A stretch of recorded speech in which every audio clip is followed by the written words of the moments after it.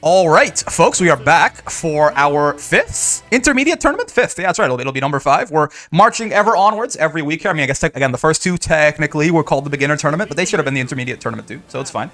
We've got our first round here on winners round 1. We've got Dances with Moths on the Sigfreed versus, I'm going to call them Prim, because that's what their name is in the Discord, but right now, I mean, that's like Pre-Ro-Ro-Ray-Rarium.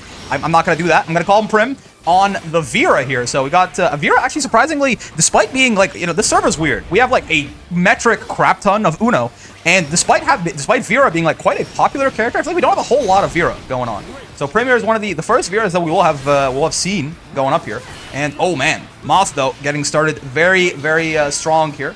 This Sigfreed is a very powerful, very just well-rounded. I mean, I would say well-rounded, but it's not like he's okay at everything. He's great at everything, right? This character is very beefy, and Moth is piloting him quite effectively so far. Taking that first round over Prim after getting some nice corner pressure going to get us started there. Oh man, that 5H from Sigfreed, man, is like it's so big. It is quite slow, like it's 17 frame startup. Like it's huge, and it just confirms into that big overhead swing so easily. A great little neutral tool for him there. Ooh, doesn't fall for the parry. Does Prim. Runs in, rolls through, trying to beat. So roll is not a bad option into Sigfreed Rekka. It beats a lot of options, though it's a little risky against a couple of them, right? So it'll beat that one, for example, that one that just happened right there. But it loses. It'll beat command grab. It can lose to the parry depending on the timing, right? And it can also it'll lose to the quick overhead swing, which usually recovers, at least for Ladiva's roll, it recovers fast enough to punish you for it. I'm not sure about the rest of the cast. Ladiva does have the bottom one roll there. Regardless, though, that roll into the Rekka there shows that Prim has some decent matchup knowledge going against Sigfreed here, and I like this corner combo. Gets the install, too. Now, yeah, Vera, once she's in this install, gets a lot scarier than she used to be, right? I mean, her corner combos obviously get more damaging, but one of the big things is Vera's mid-screen damage starts getting really nuts once she's in this install, but unfortunately, whiffing a couple of meaties there, probably maybe on purpose to try and bait something, but does get thrown in the corner there. Wake-up throw from Moth. Takes that first game there for him, and let's see. We are running best of 3 basically all the way through the bracket today. We did it last time for the open bracket because we were basically on a tight timer and we had to get in before maintenance, right? But this time we're doing it on purpose because honestly I kind of liked how the tournament flowed last time when it was best of 3s. Where we're maybe getting I'm not sure if we're getting a character switch or just maybe, okay, just taking a breath there, trying to compose themselves, possibly. But I think we should hopefully be good to run this match back right away. But yeah, well, I like how the tournament, yeah, it should be good to keep going, hopefully. Moth, Prim, everything okay? Let's double check here real quick, make sure everything's fine before we keep going. All right, yeah, this the quick, you guys have, you know, the quick rematch bug there where like you get frozen on the screen. So there's 2 of them. One of them, you like see the rematch and return to lobby buttons, but like there's no blue highlight. You have to like bring up the scoreboard to fix that. But then sometimes you just get like soft locked on the windscreen with no menu at all. And I think that's what happened to Moth right there, which is why they couldn't rematch. Anyways, all that being said, we're back in here. And again, like I was saying, I kind of liked how the loading icon on windscreen, yeah. I liked how the tournament ran last time, the pacing of it for when it was all best of 3 until winners finals, which is finals and grand finals. It also makes it a little bit less gruesome for some of the people who are not in North America, right? We already moved this tournament back a little bit for some of the European and otherwise located folks, right? And this also helps a little bit. It cuts like a good 30 to 45 minutes off the runtime of the tournament. All that being said, enough talking about housekeeping issues. Let's get back into the game. This is what I was talking about earlier, man. When Vera's in install, her mid-screen damage suddenly is like incredibly horrifying, especially off that reversal super. It is such a reversal super is like a pretty gimmicky option a lot of the time, but like with Vera, you have to like genuinely respect it because this is blocked, right? Oh, spot dodged even. That's something I gotta get a lot better at too. A lot of SBAs in this game, Sigfreed's isn't really one of them, but a lot of SSBAs and SBAs in this game are actually quite difficult to punish if you just block them. You have to spot dodge them to get the full thing. Charlotta's Excalibur is one of the big ones in my head. Beelzebub, SSBA also. There's a lot, Cagliostro. A lot of them are quite hard to punish if you just block. So spot dodging in general should probably be your go-to option on the SSBAs there. So Prim, again, showing some pretty good just utilization of their general tools. Roll, spot dodge, things like that. They're very strong universal mechanics, and some people don't use them enough. Prim does not have this problem. So well done by them there. Oh, Moth fighting their way back out of the corner. And yeah, you know, it brings me right back on topic. I was going to go back to this anyway. But reversal super is kind of a gimmick a lot of the times. But with Vera, you really have to respect it, man. Because when Vera lands that reversal super, it is such a huge swing. Not only does she get the install, right? Which is like, that's like sometimes her win condition, right? Not always. Oh god, this should be death, I think. Hard to say. Yeah, it is. Okay. Moth on set points. But yes, not only does she get install, which is not, if not a win condition, at least it makes winning a lot easier for her, right? Besides that, she also gets a massive mid-screen corner combo on you, right? So it's just like her reversal super is a very spooky one.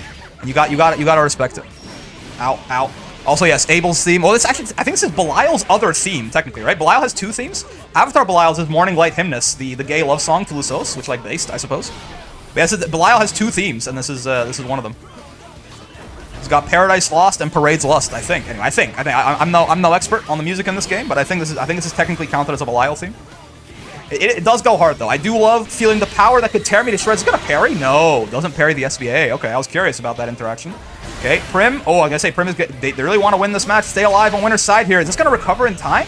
No, it doesn't. Vera's medium DP recovers so quickly. It's normally even safe on block, but getting caught in the end of it there with the SSBA alive still. But oh man, this is scary. Now 1 brave point. Sigfreed pressuring you in the corner. It misses the anti-air. Does Moth. Oh my god, goes into Rekka, but gets thrown for his trouble. Still alive though. God damn. Okay, hold on. Chip situation here, potentially, if Prim can get anything going, though. Oh, nice DP between the options of the Rekka. God damn. Parade's Lust and Morning Light Hymnus is Belial. Paradise Lost is Lucilius. I guess that makes sense, Paradise Lost, huh? But it's so Belial-coded. Anyways, really, really great stuff from Prim there. That DP between the gap where Sigfreed could pick a Rekka option. I believe that would only have lost to parry. And, you know, Moth has been doing a lot of parry. It has been working out for them so well, right? So it's probably a good idea there to, like, it was unlikely, I think, in that really tense moment that he would have picked parry, right? If that was Paradise Lost is the villain theme in general. It is in the menu screen. It does tell you that it's villain's face off. It's like if it's a villain mirror, but in the Spotify playlist at least, it's a picture of Belial. So I don't know. I'm not sure. I couldn't tell you. Anyways, very good stuff by Prim there to pick an option that would have beat it beat everything that wasn't parry in that circumstance. And again, with how parry has been working out for Moth, I think it was a really great choice there, and it keeps them alive. We're 1-1 now.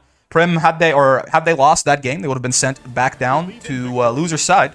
So really good stuff in the clutch there to take that game. And now Moth, they got to kind of look out. They had a very strong first game, but then Prim seemingly has gotten a little bit of a better idea of what they want to do in this matchup. Let's see if the adaptations to the adaptations and spot dodging against Sigfreed in neutral like that can be very scary. A lot of times you want to spot dodge because you want to block or spot dodge rather the big overhead swing, right? And it's quite quick, so it's actually going to be difficult to react to if you don't spot dodge preemptively. But if you spot dodge preemptively, the projectile will get you, and Sigfreed will get a nice full combo from full screen there. Gets insta off the 5U, does Prim, again.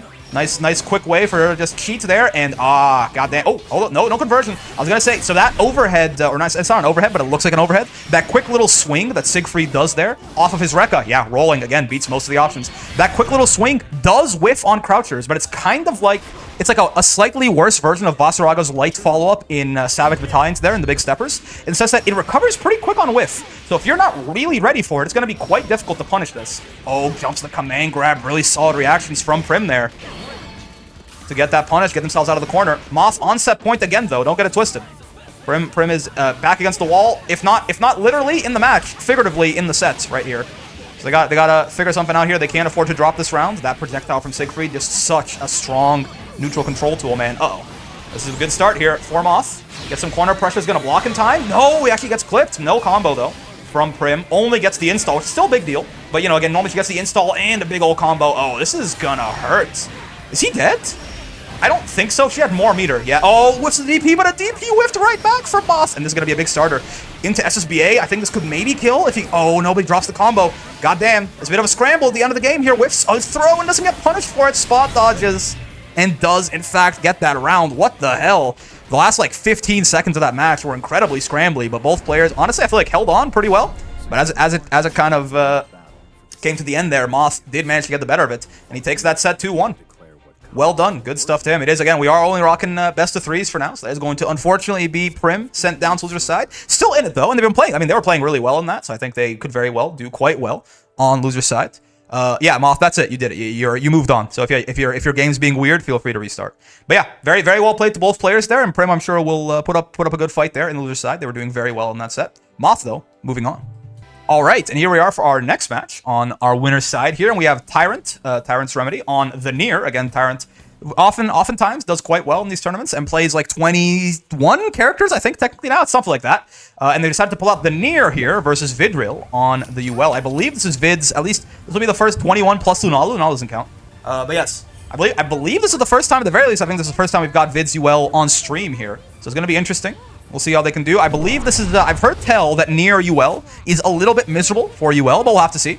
Besides, the characters are one thing, the matchups are one thing. The most important thing is the people piloting them. So let's see how this goes. Let's see how this goes. You suck against UL. We got a Luca in there, Master Nier, talking about he can't fight UL, so maybe it's not as good as I thought it was. We'll have to see though. Again, the players behind the characters matter much more than the matchups. Immediate jump in there from Vid. Doesn't quite get a conversion off it, though. That 2U from Nier. Gigantic little normal button. Sweeps you right off your feet there. Oh, God. Just run up throw out of the DP right away. Just like that.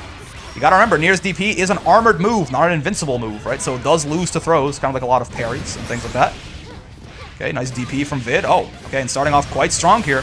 Pushing Tyrant to the corner early. Are you dead? Nier has less health, and you have no bravery. I think he's dead. I'm pretty sure he's dead. Yeah, because of the no brave points and the low health on the character, that is going to be that round. That first one going to Vid. Let's see. Let's see. Tyrant's Nier apparently a little bit rusty. He said right before this game started, so let's see how he feels. You all can be... Oh, nice. Jumping in on the DP there. Gets the punish. No conversion for Vid, but still. UL can definitely be a little bit tricky sometimes, especially if you don't have a ton of matchup experience, right? Yeah, like things like that flip, things like her stance in general, right? She's got a couple of different throw bait moves out of that stance, right? So there's definitely a lot to look out for with this character. And if you're not really familiar, she can definitely cause you a lot of trouble. Yeah, that flip right there is one of the biggest knowledge checks in this whole matchup, I feel like. Tyrant now, no brave points in the corner. One more touch from Vid probably gets him this game. Ooh, doesn't punish the DP. I mean, it's hard to react to sometimes, for sure. Especially when it gets canceled into like that. Uh-oh. I was going to say this could be death for Vid, but no, survives, crosses up the DP. Not getting any conversions. Oh, but the spot dodge is going to get punished. I was saying not really getting any conversions off of that cross-up normal there he's using with UL. I think it's for jump M, but still going to punish that attempted spot dodge there from Tyrant and take that first game, does Vidil. Let's see. Let's see how this shapes up. Oh, a potential character switch, possibly. Again, Tyrant does play, like, 60-70% of the roster, so it's possible he wasn't feeling the Nier in that one. Might want to go on something he's feeling a bit more comfortable on. Let's see. Let's see what he picks. We'll be right back here once he's made a decision. All right, and here we are. Tyrant has he's switched to Belial. Okay, so Belial, I think a character that Tyrant plays a little bit more often, from what I understand, and also just like Maybe I don't know if this necessarily. I don't know enough about UL to tell you whether or not Belial UL is a winning matchup. But Belial is just one of those characters. He's like a slightly worse version of Sigfreed, right? In the sense that he's just kind of like good at everything, right? Like it's really hard, I think, for Belial to have like a really bad matchup. Like at the very I feel like at the very least, Belial's matchups are like slightly worse than even, right? This character, he just does not have any really big weaknesses for some characters' toolkits to exploit, right? He's just very, very solid overall. So let's see how Tyrant pilots him here. Vid was looking very strong in that first game though. Gonna have to adapt to this character switch now. Okay, DP coming out from Tyrant. Ooh, okay. Oh, actually gets the conversion that time. I think the little bit of extra hit stun from the crouching hit on Tyrant there helps out a little bit. We got a little bit of chugging going on. Happens. Does not affect Vidil's ability to do this combo though. Goddamn. That was a little bit of some stuttering there, but clearly Vid doing just fine, able to still convert into their corner combo right there. Again, we do have some cross-continental matchups every now and then. But, again, I mean, Vid just seeming somewhat unaffected by this so far. Nice counter there using their backflip. Takes that game rather set point, for Vid here, potentially. Sending Tyrant down to lose bracket early. Let's see how it goes. Through hell or high water, we getting these conversions? Apparently, bro. Vid will not let any sweater weather stop them. Any storms, any rain. Oh, good reaction to the command grab there with the DP. I'm horrible at reacting to that Belial command grab, man. Like it's actually quite slow on the startup, right? It's very reactable, but it's just, yeah, there's so much stuff to look out for with this Belial character. At least for me, I find that I'm very bad at reacting to that. So solid stuff by Vid. For Tyrant's part, ooh, good use of the projectile there, catching him out in the mid-screen. This is good. He's just getting a lot of these little chip situations here in mid-screen have led to him having quite the large health advantage in this second round. Obviously great stuff. Belial's got some pretty high damage, even mid-screen, if he gets the right conversion, especially with SBA. If Tyrant gets one good hit here, this could potentially give him the round. Uh-oh, but he's getting pushed into the corner now. And UL can really start bullying you with those plus frames if you give her a chance. That is going to be punishable, though. The low option out of that, unless it's spaced out, at the very least is very minus. And if it's spaced out poorly, which I kind of think it was there, it can actually end up being full-on punishable. Tyrant taking advantage of that. Not quite able to get the kill, though. But now in a very good position. Even just like, yeah, any random hit is going to get him the win there. And he does manage to take that round. 1-1 now. Let's see how we go from here. Vidil's still on set point, by the way. Tyrant's still in a bit of a dangerous situation here. Don't get it twisted. Uses a Brave point early.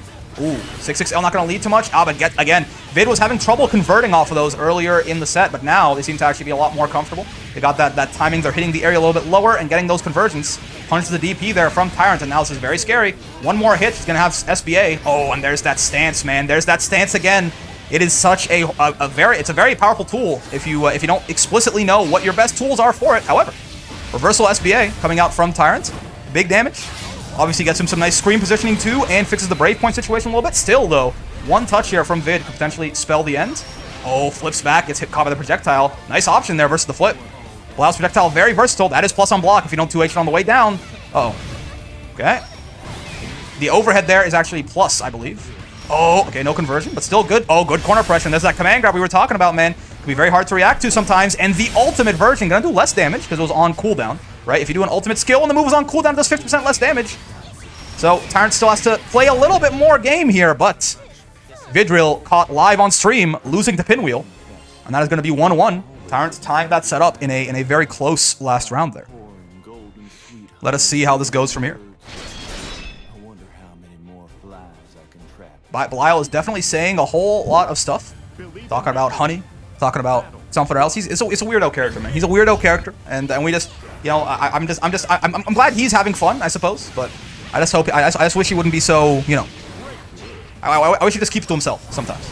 Anyways, oh, that's, you know what? I guess that makes sense. I never thought about the fact that that would actually give UL a combo from there. DP, sure. Again, through hell or high water. A little bit of stuttering going on, no doubt about it. But, oh, wow. Yeah, so, okay. If you're not familiar, UL stance, basically, all mids will get blown up by that stance, right? It loses to lows, it loses to overheads, and it loses to projectiles, right? But if you just have, like, anything that is just, like, doesn't have one of those three hit states, like, just most buttons in the game, right, will get parried by UL in that fashion, right? And yeah, she's got that overhead kick, which is quite the nasty thing. Obviously, it uses to the throws as well, right? And that kick, that overhead, will go over lows, and she's airborne, so it'll beat throws, too, right? Lows are obviously the most reliable way to beat that stance. Ooh, blocks the SBA, but does not get a punish on it. Oh, but big counter hit starter here into SSBA. Tyrant not wasting any time. Just said, give me the damage. Not going to kill, but going to put him in a pretty good situation here. Brave point advantage, health advantage, etc., etc. Let's see. But yes, lows are obviously... Oh, throws him out of the command grab there. Oh, and the flip back. Dodges the throw there. But yeah, lows are obviously the most reliable way, the quickest buttons you have that will beat that stance there. Obviously, she can kind of blow you up for it with that overhead kick. And 6-6-H raw like that from Tyrant. So we're playing Granblue Fancy versus Rising. 6-6-H there, going to give him that round and put him on set point of his own now. It's Vid now who has to do some survival to see if they can keep on winner's side here. Oh, it's a good start to the round for Tyrant too. Getting some nice pressure, good conversion on the corner here. He's using his Brave points offensively, right?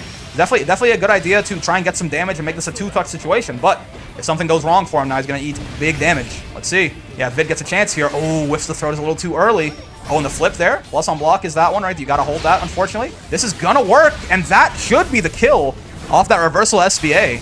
Solid choice there by Tyrant. Yeah, that's going to do it. Very low health there on Vid. So that's going to be 2-1 to Tyrant there. A little bit of a comeback. The near did not quite work out, but the Belial had it a little bit more on luck. That's going to be him moving on. And Vidil still in this, but back moving down to loser's side of the bracket. All right, and here we are with our next match on winner's side of the bracket here. We've got Roxus Senpai on the 2B versus AJR on the Belial. So more Belial gaming, of course. More Belial gaming. We have AJR plays Belial pretty often, and he's pretty clean on it too. Oh, we got... Wait a minute.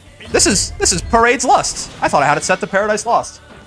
Something's happening weird with my room settings, but it works out regardless. So let's see. Oh man, I was gonna say 2B is one of these characters is very weird character, right? In the sense that her neutral control with those gigantic, like those sorts of buttons, right, is probably like, as far as at least normals are concerned, it's probably top 1, right? Like it's very difficult to actually outspace or outfootsies 2B with her giant. And again, even if she whiffs, it's not like you can whiff punish her, because a lot of times if she whiffs those giant buttons, you can cancel it into another one right away. But on the bright side, though, if you're right now in this position that AJR is in, where you have 2B in the corner, man, is her defense pure ass, man. She's got, oh, nice. Tries to maybe 2H DP on the way down there and gets blown up for it, unfortunately. That EX one, you can just block and punish, so that's something. But obviously you kind of want to get in the habit of doing something like air throwing it or spot dodging it or something like that to blow up the medium one, right? Which if you just sit there and block it, you will get blown up for your trouble. Of course, you can do different reactions for different ones, right? Oh, goddamn. Yeah, so yeah, spot dodging that one actually I suppose is maybe not the best idea, come to think of it, because it does recover pretty quick, right? That medium version of the DP is +2 on block. Raging Strike whiffs. Goddamn. Okay. But yeah, 2B's defense is like, it's pure garbage, man. She's got a 6-frame light. She has the most expensive DP in the game, and it's not particularly awesome either, right? It's okay. Like, the actual DP hitbox isn't bad, right? But it is like, it's the single most expensive DP, resource-wise in the video game. So if you can bully her, if you can win the neutral and bully her into the corner, like HR has been able to do so far, right? You can really get some good results. I don't think she's dead here, by the way. I don't think she's dead here. Oh, never mind. Goddamn. My bad.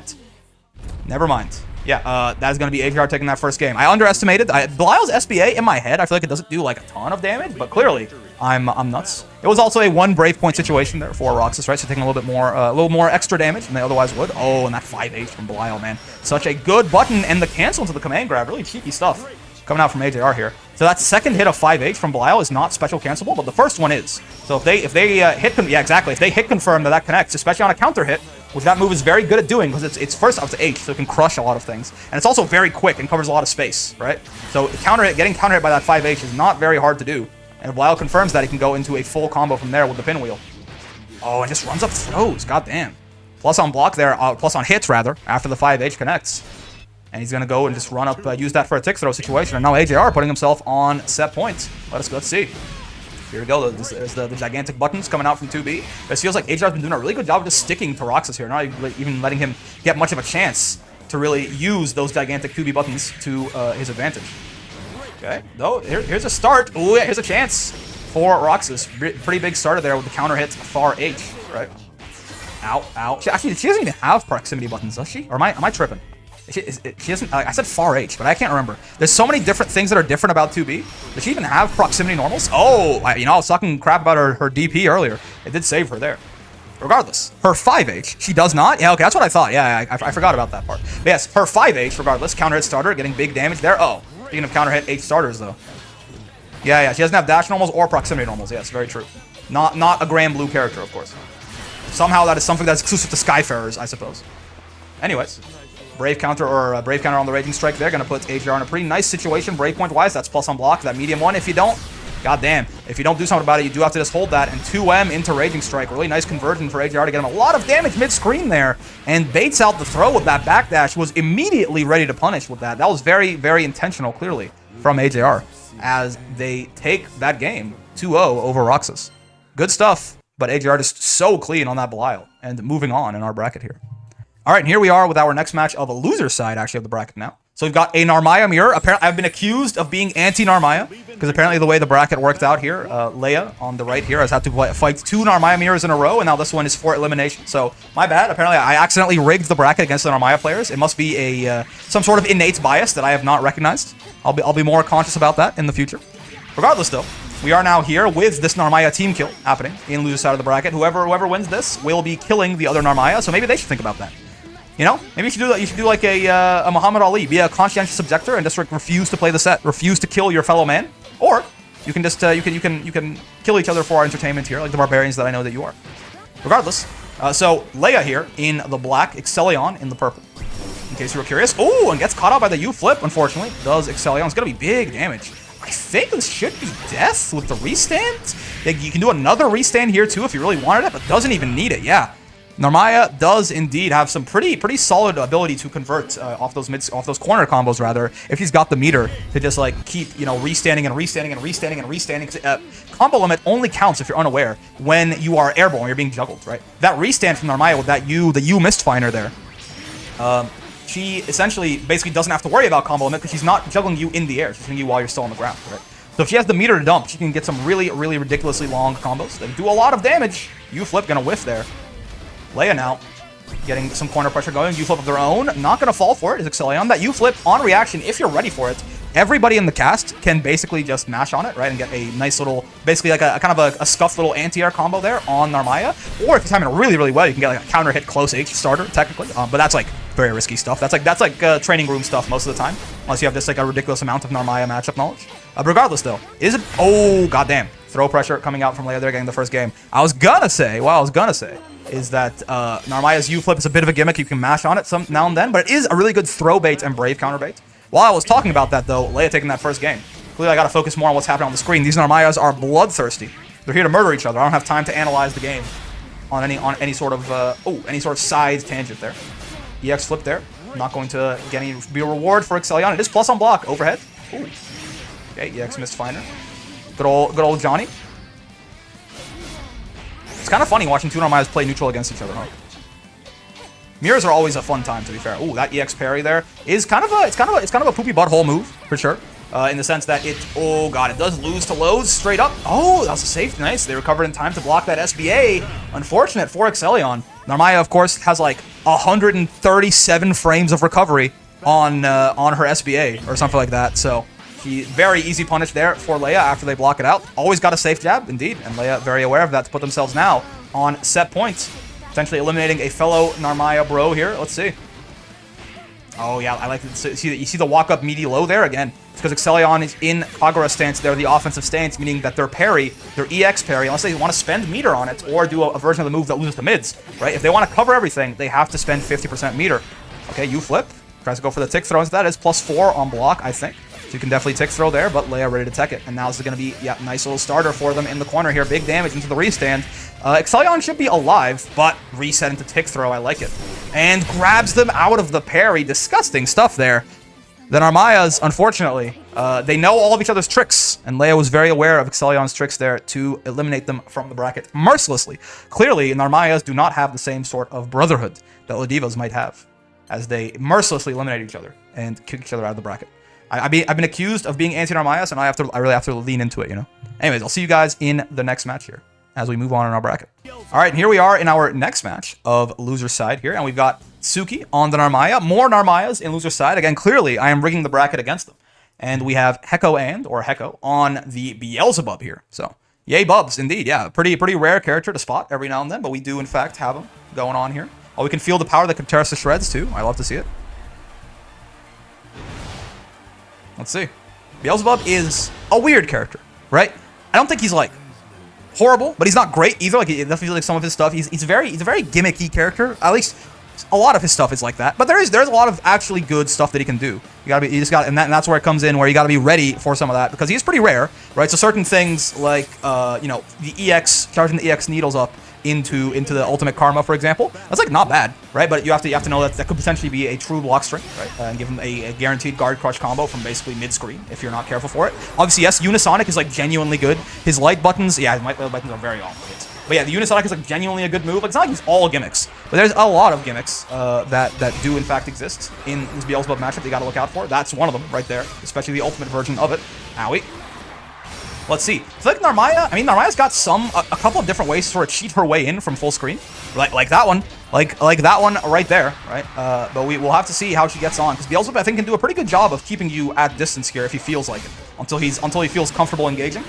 Oh yeah, especially with something like that, for example, is another one of those Beelzebub, let's call them gimmicks, right? Sometimes it's true. Off a knockdown, he can do that pretty safely, right? But a lot of the times that teleport, if he just does it in neutral, you can definitely just punch him in the face for his trouble. I don't want to call Command Grab Super a gimmick, because then I would have to admit that Ladiva's Command Grab Super is a gimmick, but that's definitely, it's not a gimmick. It's just like something you gotta look out for. And you know what? Suki very ready for it there, jumping back immediately. It's gonna be a kill too. Yeah, goddamn. Good stuff. That read on the Command Grab Super there, giving Suki that round. Really solid stuff. Run up SSBA is basically your signature at this point on what? On Avatar, I assume? Ow. Okay, EX. Oh, God. EX flip there is plus on block, so a nice little tick throw afterwards by Suki. And now, oh, nice. Yeah, baits the DP, blocks it out. Lots of recovery on that, of course. And now big corner combo here with the restance. Okay. Tried to go for a some kind of reset, maybe. Didn't quite work out, but still getting their corner pressure here. And this, I believe, I'm not entirely sure. I don't know why Narmaya combo routes, but I think Hecko could be dead here, right? No, okay, never mind. I'm overestimating the Narmaya damage slightly, but we were talking about U-flip. We were talking about U-flip and how U-flip Zeta's run up SB. I see. We were talking about U-flip and how U-flip is kind of a gimmick move in neutral, right? And sometimes on pressure. But as a brave counter bait or a throw bait, it is terrifying. If Narmaya hard calls out your throw or your brave counter, with that, it is a U special starter, right? Which again, U specials in this move when they are in this game, when they start combos, it is completely unscaled, right? So he just does massive damage if he calls you out with that, which is unfortunately exactly what happened to Hecko here. And now Suki taking it up 1-0 here. Again, we are in loser side of the bracket, so this is potentially for elimination if Suki wins this next game. Hecko's out. Let's see how they adapt. Unisonic, of course, unironically, this good move there from Beelzebub. Very strong dive kick, very hard to deal with, very hard to stop for a lot of the cast, right? You can 2H it, you can like air grab it. It's all possible. It's like it's very difficult with how quickly it can switch up his air momentum. Oh, and really good stagger pressure there from Suki. Doesn't quite get a whole lot off of it, but definitely gives Hecko a lot to think about while they're sitting here in the corner. Oh, but okay. I'm gonna just think about EX Unisonic and how it could save me. And oh my god, they're just so ready to catch that U flip with that. Probably could have gotten an even bigger conversion off of that, but it still works out as they punish the U flip there with Beelzebub's needles once again. Oh, that 2H. I'm not entirely sure what that was an attempt at. That has to be a misinput to something.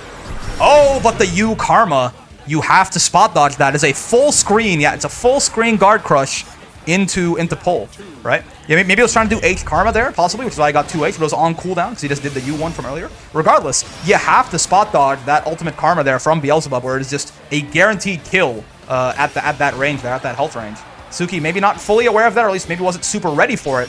However, now they know about it for sure. Hecko represents that option with authority, winning that round there. Okay, big corner combo starter here for Suki. Nice damage. One touch situation now if they get a nice starter into SBA. Hecko could very easily be dead, but that Karma is going to be plus on block if he pulls you all the way in.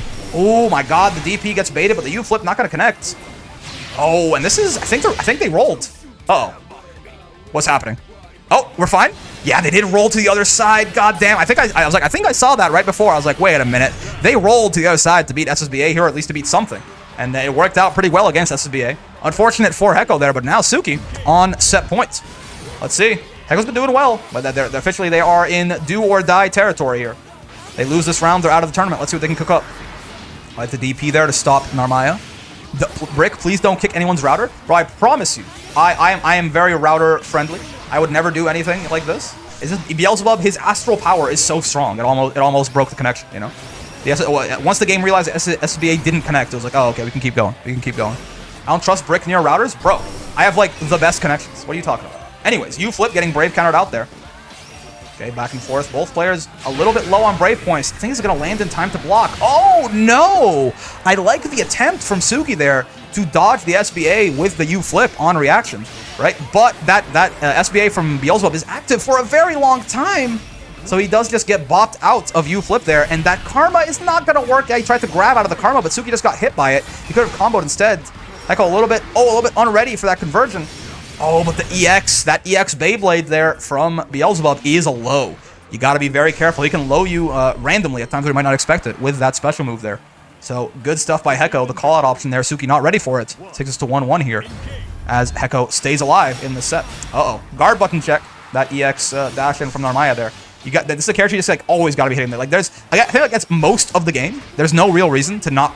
You should block by default using the guard button, and then only block using walk back if you think that there's like you're explicitly trying to walk back to like make a throw whiff or something like that, right?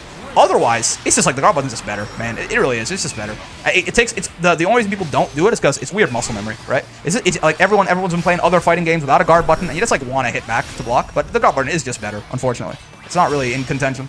Unless you are explicitly trying to make a throw whiff, right? And especially against a character like Narmaya here, right? He's got a lot of cross-ups. So this is even more so reason to hit the guard button there. Okay. Yeah, Hecko dumping a lot of meter from full screen there to try and get something. Doesn't quite work out for them. Suki also spot dodged the ultimate Karma that time and just run up DP from Hecko. Very, very risky option there. Doesn't quite work out for them, unfortunately. As Suki takes that, punishes it, and puts themselves back on set points. Let's see. It's definitely a big baller option from Hecko there. I respect it, but it didn't quite work out. It was very risky. Teleport there off the knockdown. Actually does have the plus frames to do it. Uh-oh. And promise I'm not SPDing the router. We got possibly a France NA connection here. That's causing a little bit of strife. Oh, Unisonic gonna go clean over that 2H. Goddamn. Oh, and the needle's gonna catch now. Hold on. It's a nice little starter here for Hecko. I'm not SPDing the router. I can't. I promise. The router, my router, I don't know about you guys, my router is attached, like it's high up, it's airborne. It's literally immune to throws. Okay. Unisonic once again, plus on block. Okay, Brave counter plus on block as well. Beelzebub really goes, oh, nice! On the call out there. You can do that. You can time it out when Karma's pulling you in before it actually makes you block. You can't just punch Beelzebub in the face for it. And Suki does manage that, and actually 2H is Unisonic. Rare footage of Unisonic getting punished. This should be big damage. Okay, no, hold on. Hecko's still alive. Oh, and the teleport into the kill. I'm not certain if Suki could have optimized that to kill. Again, I'm not entirely certain about Narmaya combo routes, but regardless, Hecko going to bring that back, and now both players on set point here. I've given up on trying to anti-air Unisonic. I just DP it at this point. I try to air grab it, and it never works, but like, it would be really funny if I did. Don't you think? Don't you think? Regardless, both players on set point now, and Suki getting a good start to this round with the corner pressure, with the corner combo. Let's see. Hecko now officially in danger. I would count this as officially in danger. You are maybe like one touch away from guessing for game. Ooh, doesn't fall for the U flip. Though it gets thrown. Now you're definitely next touch could kill, and this punish DP should probably be it. Unless Suki has a terrible drop. Nope. They got that. The hands, the steel hands, not shaking when they have to close that set out. And unfortunately for Hecko, that is going to be Suki clutching it out there and eliminating them from the bracket. Well played, both four players. But Suki moving on, and Hecko with the Beelzebub sent straight to the Shadow Realm. Still though, very well played by both of them. And we'll be moving on in our bracket now. Here we are back with our next match. This is actually for a top 8 qualification on winner's side. And we've got the oh, it's a Chile meme. Oh, I see. We got the Cal mirror match here and the Chile mirror match as well. As we've got Calmia on the Uno versus Calcito here on the Ferry. So I've been hit with Chilean. I've been hit with regional memes that I was unaware of right before I started recording. That's my bad. You know, I'm becoming more cultured. I'm learning. I'm doing my best. So let's see. Uno Ferry. This is weird. Uno has a lot of good anti-projectile zoner options. Ferry is not a projectile zoner. So I don't know. I mean, I have no idea. I mean, if I had to guess, I have to imagine Uno doesn't hate this matchup. But like, this is just weird, right? This is going to be strange one way or the other. We'll have to see. The players will have to show me here. Really good stuff by Cal so far, though. Catching the toes there on Calmia into some early GG pressure. That EX dive kick there from Uno, +3. You gotta be careful with it. It's a really nice throw bait option that he's got going on there. Uno, again, not like he can zone. He can zone pretty well, actually, right? But he's got some really scary up-close offense, too. Okay. No GG 50-50s there. Not quite in position to take advantage of it. Is Cal. Oh, but the U. Wilson, and GG. Gonna jump your ass there. As that U gets dispensed onto Calmia's face. Oh, this is nice. Backdash. It's like catching. Calmia needs to look out for their toes here. They've been getting clipped low a lot from Calcito here, so let's see how they can manage it. Oh, nice. Rolls in. Oh, with the patented Calcito back throw. So good at just back throw. Like, somehow, like, I swear Cal's back throw has more range than most people's back throws. It just, like, works. It just works, man. Feeling the power that could rip into shreds. Solid first round there. Calmia definitely still, like, they got hands, but they got to figure out a little bit of a different game plan in neutral here, or they can always just, like, get up close and take advantage of that horrible Fairy defense with Uno's very scary mix that he's got access to. Ooh, 5H there from Uno. Definitely spot dodgeable. It's a very big forward advancing move, but it does have a startup of, like, 22 frames. So, like, if you're cracked, you can actually just kind of react to it and spot dodge. Cal apparently cracked. Ooh, goddamn. Whiffs the jump in there, but does get the counter hit. Lands. They both try to hit a button. Cal gets the better of it. I want to call them Cal, but they're both Cal, man. I have to say Calcito and Calmia. Maybe I'll call... Calmia is an easier name to say, so Calmia is Calmia, and then Cal is the Fairy. Oh, Wilson, and GG. Grabbing you there. All side characters in the game, of course, except for GG, are all called Wilson. Death's Puppet is Wilson. And all of the Fairy's ghosts that are not GG are also Wilson. Ooh, just barely out of range there. That U spear spin from Uno. You have to be very careful to basically... If it's going to reach you, you have to roll it. If it's not, you can spot dodge. However, once again, his toes getting caught out there. That's going to be Cal taking that first game. Yeah, the lows have been doing incredible work for Cal so far against Calmia here. It's like grabbing the toes into the little dispense there, the fiery whip, the projectile from Fairy. I like the spear thrust though. Blows GG up for his trouble. Oh god. And again, Uno, again, he is like a zoner, technically, but he can really throw hands up close. Though also, if GG can get you to respect that, if Fairy rather, get you to respect GG and actually block it, she has some very scary mix of her own. An unreactable 50-50 high-low situation there. if you block GG in the wrong time or in the wrong spot. Okay. Oh, nice counter hit H starter on Wilson there. This should be death, I think, with the Dalsim super coming out. Maybe not? Yeah, not quite, actually, but yeah. GG Oki gets the 6-6M for the overhead there. Even if Cal hadn't died there, they would have actually still gotten murdered by GG comboing off of the overhead, so that was just a very easy HP to spare kill there for Cal Cito. Let's see now. Oh, this is bad. Set points here. Calia got to figure something out fast. And this, maybe I was wrong. Maybe I was very wrong about this matchup. It feels like, again, like Cal's been having a very good time controlling the neutral here versus Calia. But we'll see. Again, the matchups are one thing. The players behind them are the most important piece of the puzzle. Okay, yeah, you there not quite reaching. Cal now, Calia down on meter. Friends. God, what it's a hell of a theme, huh? You gotta admit, you gotta hand it to Belial. His theme goes a little bit hard.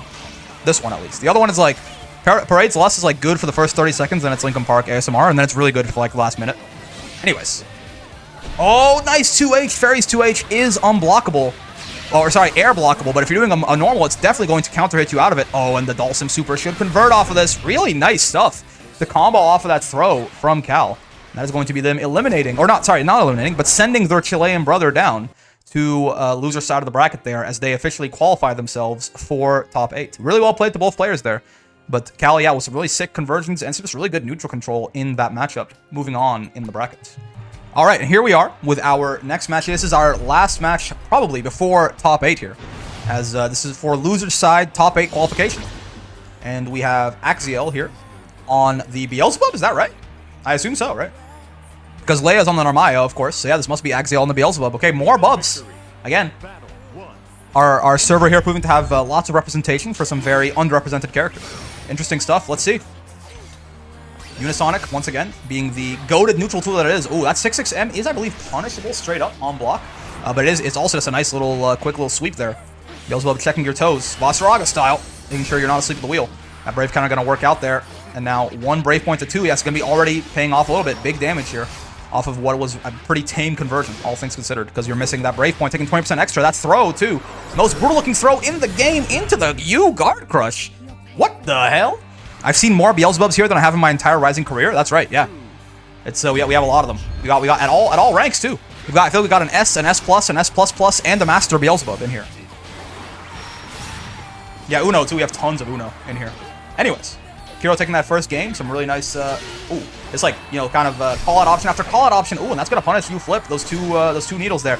Worse things have happened for sure for Narmaya getting her U flip guessed, right, or reacted to, but you know, still. You spend 50 meter to take some damage, it's never a good trade for you if you're Narmaya. Oh, gets crossed up by that. Another reason we were talking about Narmaya as a character. She's a guard button character, man. You've got to hit that guard button. Oh, and this is going to be a big combo into death. Nice. God damn.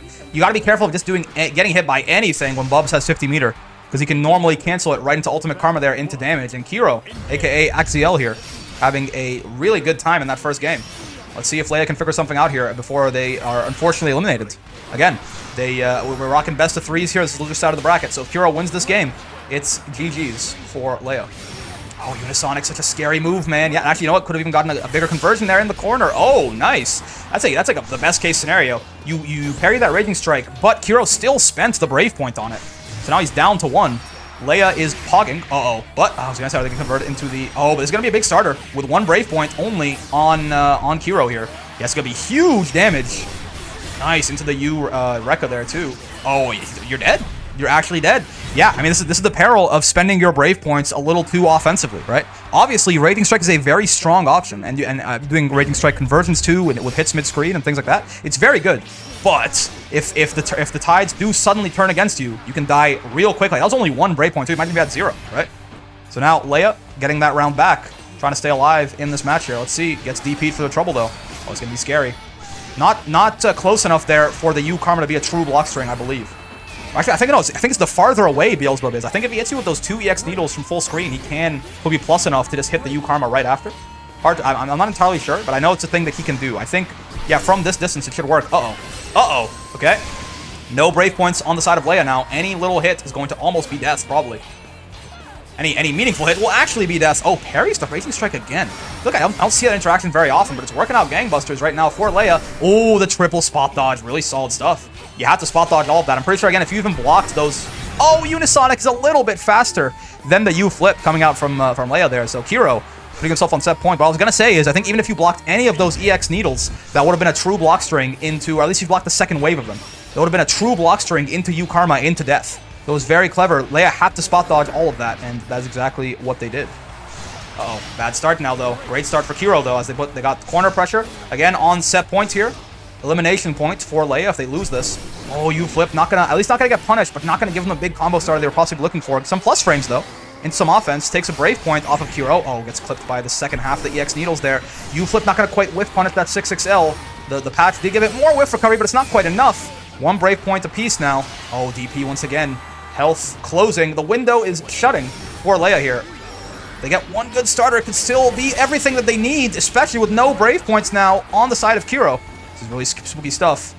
Again, this is elimination point potentially for Leia here. Nice throw. One more throw I think would kill. U-flip is gonna beat the command grab super, but they didn't convert. Oh, that's hard. Oh, but no Raging Chain for... Oh my god, I thought the EX needles would beat it. No Raging Chain meter for Kiro there. Doesn't punish them enough with the Raging Strike, and the U-flip actually beats the EX needles. Comes out in the gap there for Leia to stay alive. God damn. What a ridiculous scramble that last bit was. But Leia managed to stay alive there and keeping themselves alive in this set. Now, 1-1 to both players. Whoever wins this game is sending the other person home. This is a great start for Kiro. That parry not working out there. Doesn't get a huge punish on it, but still, some free damage. Ow. Ow. These matches have had some tense scrambles. Yeah, man. I mean, it's how it goes, right? You're in bracket. You're fighting for your life. It's loser side, right? I mean, sometimes not everything goes how you want it to in training modes. You gotta understand these players are under some serious pressure every now and then. Oh, and U-Karma not gonna kill, but just like some nice free cheap damage there for Kiro. 50% meter on the side of Kiro again, by the way. Yeah, I was gonna say you gotta be looking out for these ultimate skills from Beelzebub when Kiro's got 50 meter once again. Set point here. Leia gotta fight for their life at this point. Can't afford to drop any more rounds, or they will be heading straight to Brazil, aka the Shadow Realm. Come to Brazil. Goddamn, come to Brazil. Please come to Brazil. All right, nice. Oh, God. Nice corner combo, or nice conversion there from Kiro. They got more damage off that than I would have expected. And they get a DP too. Oh, no. Everything's going horribly wrong now. Leia's just getting hit by everything with those little teleports, and Kiro really saved all the gimmicks for the last little bit here, all the reaction checks. Is Leia ready? Ooh, cross up. Not going to work out for them. Ultimate DP is not going to kill, I don't think. No, it won't. Leia's still alive, but almost in a chip situation now. Not quite. You can block maybe one or two. Yeah, now I think you're still not in chip, by the way. They have like a little sliver of green in their health, but I can't tell for sure. U-flip is not going to work. Oh, but it's plus. It recovers so quick. Does get the 2H here. The DP from Kiro. That was the big guess, of course. Kiro has been DPing quite often here, but you have to make a guess one way or the other if you were Leia there. And unfortunately for them, Kiro had the read, does the DP, and does blow them up on their offense there to eliminate Leia from bracket and move on to top 8. Incredibly good stuff from both players. Incredibly tense set, but it's going to be Kiro moving on. All right, and here we are back with our first match of loser side top 8s now. So we've got Kiro, aka Axiel, who we just saw qualify in their last game, versus Vidil on the UL. Now, keep in mind, we have done this before where all of top 8 has been best of 5. Again, I've liked the pacing of the tournament a little bit better in terms of how, you know, especially for some of the non-NA folks and their time zones. I think it's a little better if this is best of 3 until the 3 final sets. Losers finals, winners finals, and grand finals are all best of 5. This is still best of 3. So keep that in mind. So still very volatile here, potentially. Especially in a game like Granblue, where everyone is so goddamn high damage. You can die so quick. A first to 2 can be a very volatile... Oh, God. A very volatile case, for sure. So we'll have to see how our players can get on here. I don't think... Are you dead? Well, you have 1 brave point. I think you're dead. Yeah, it's actually not even that close, actually. Yeah. They could have had a little bit more health and still been dead, actually. I was underestimating UL's SBA damage there a little bit. Goddamn.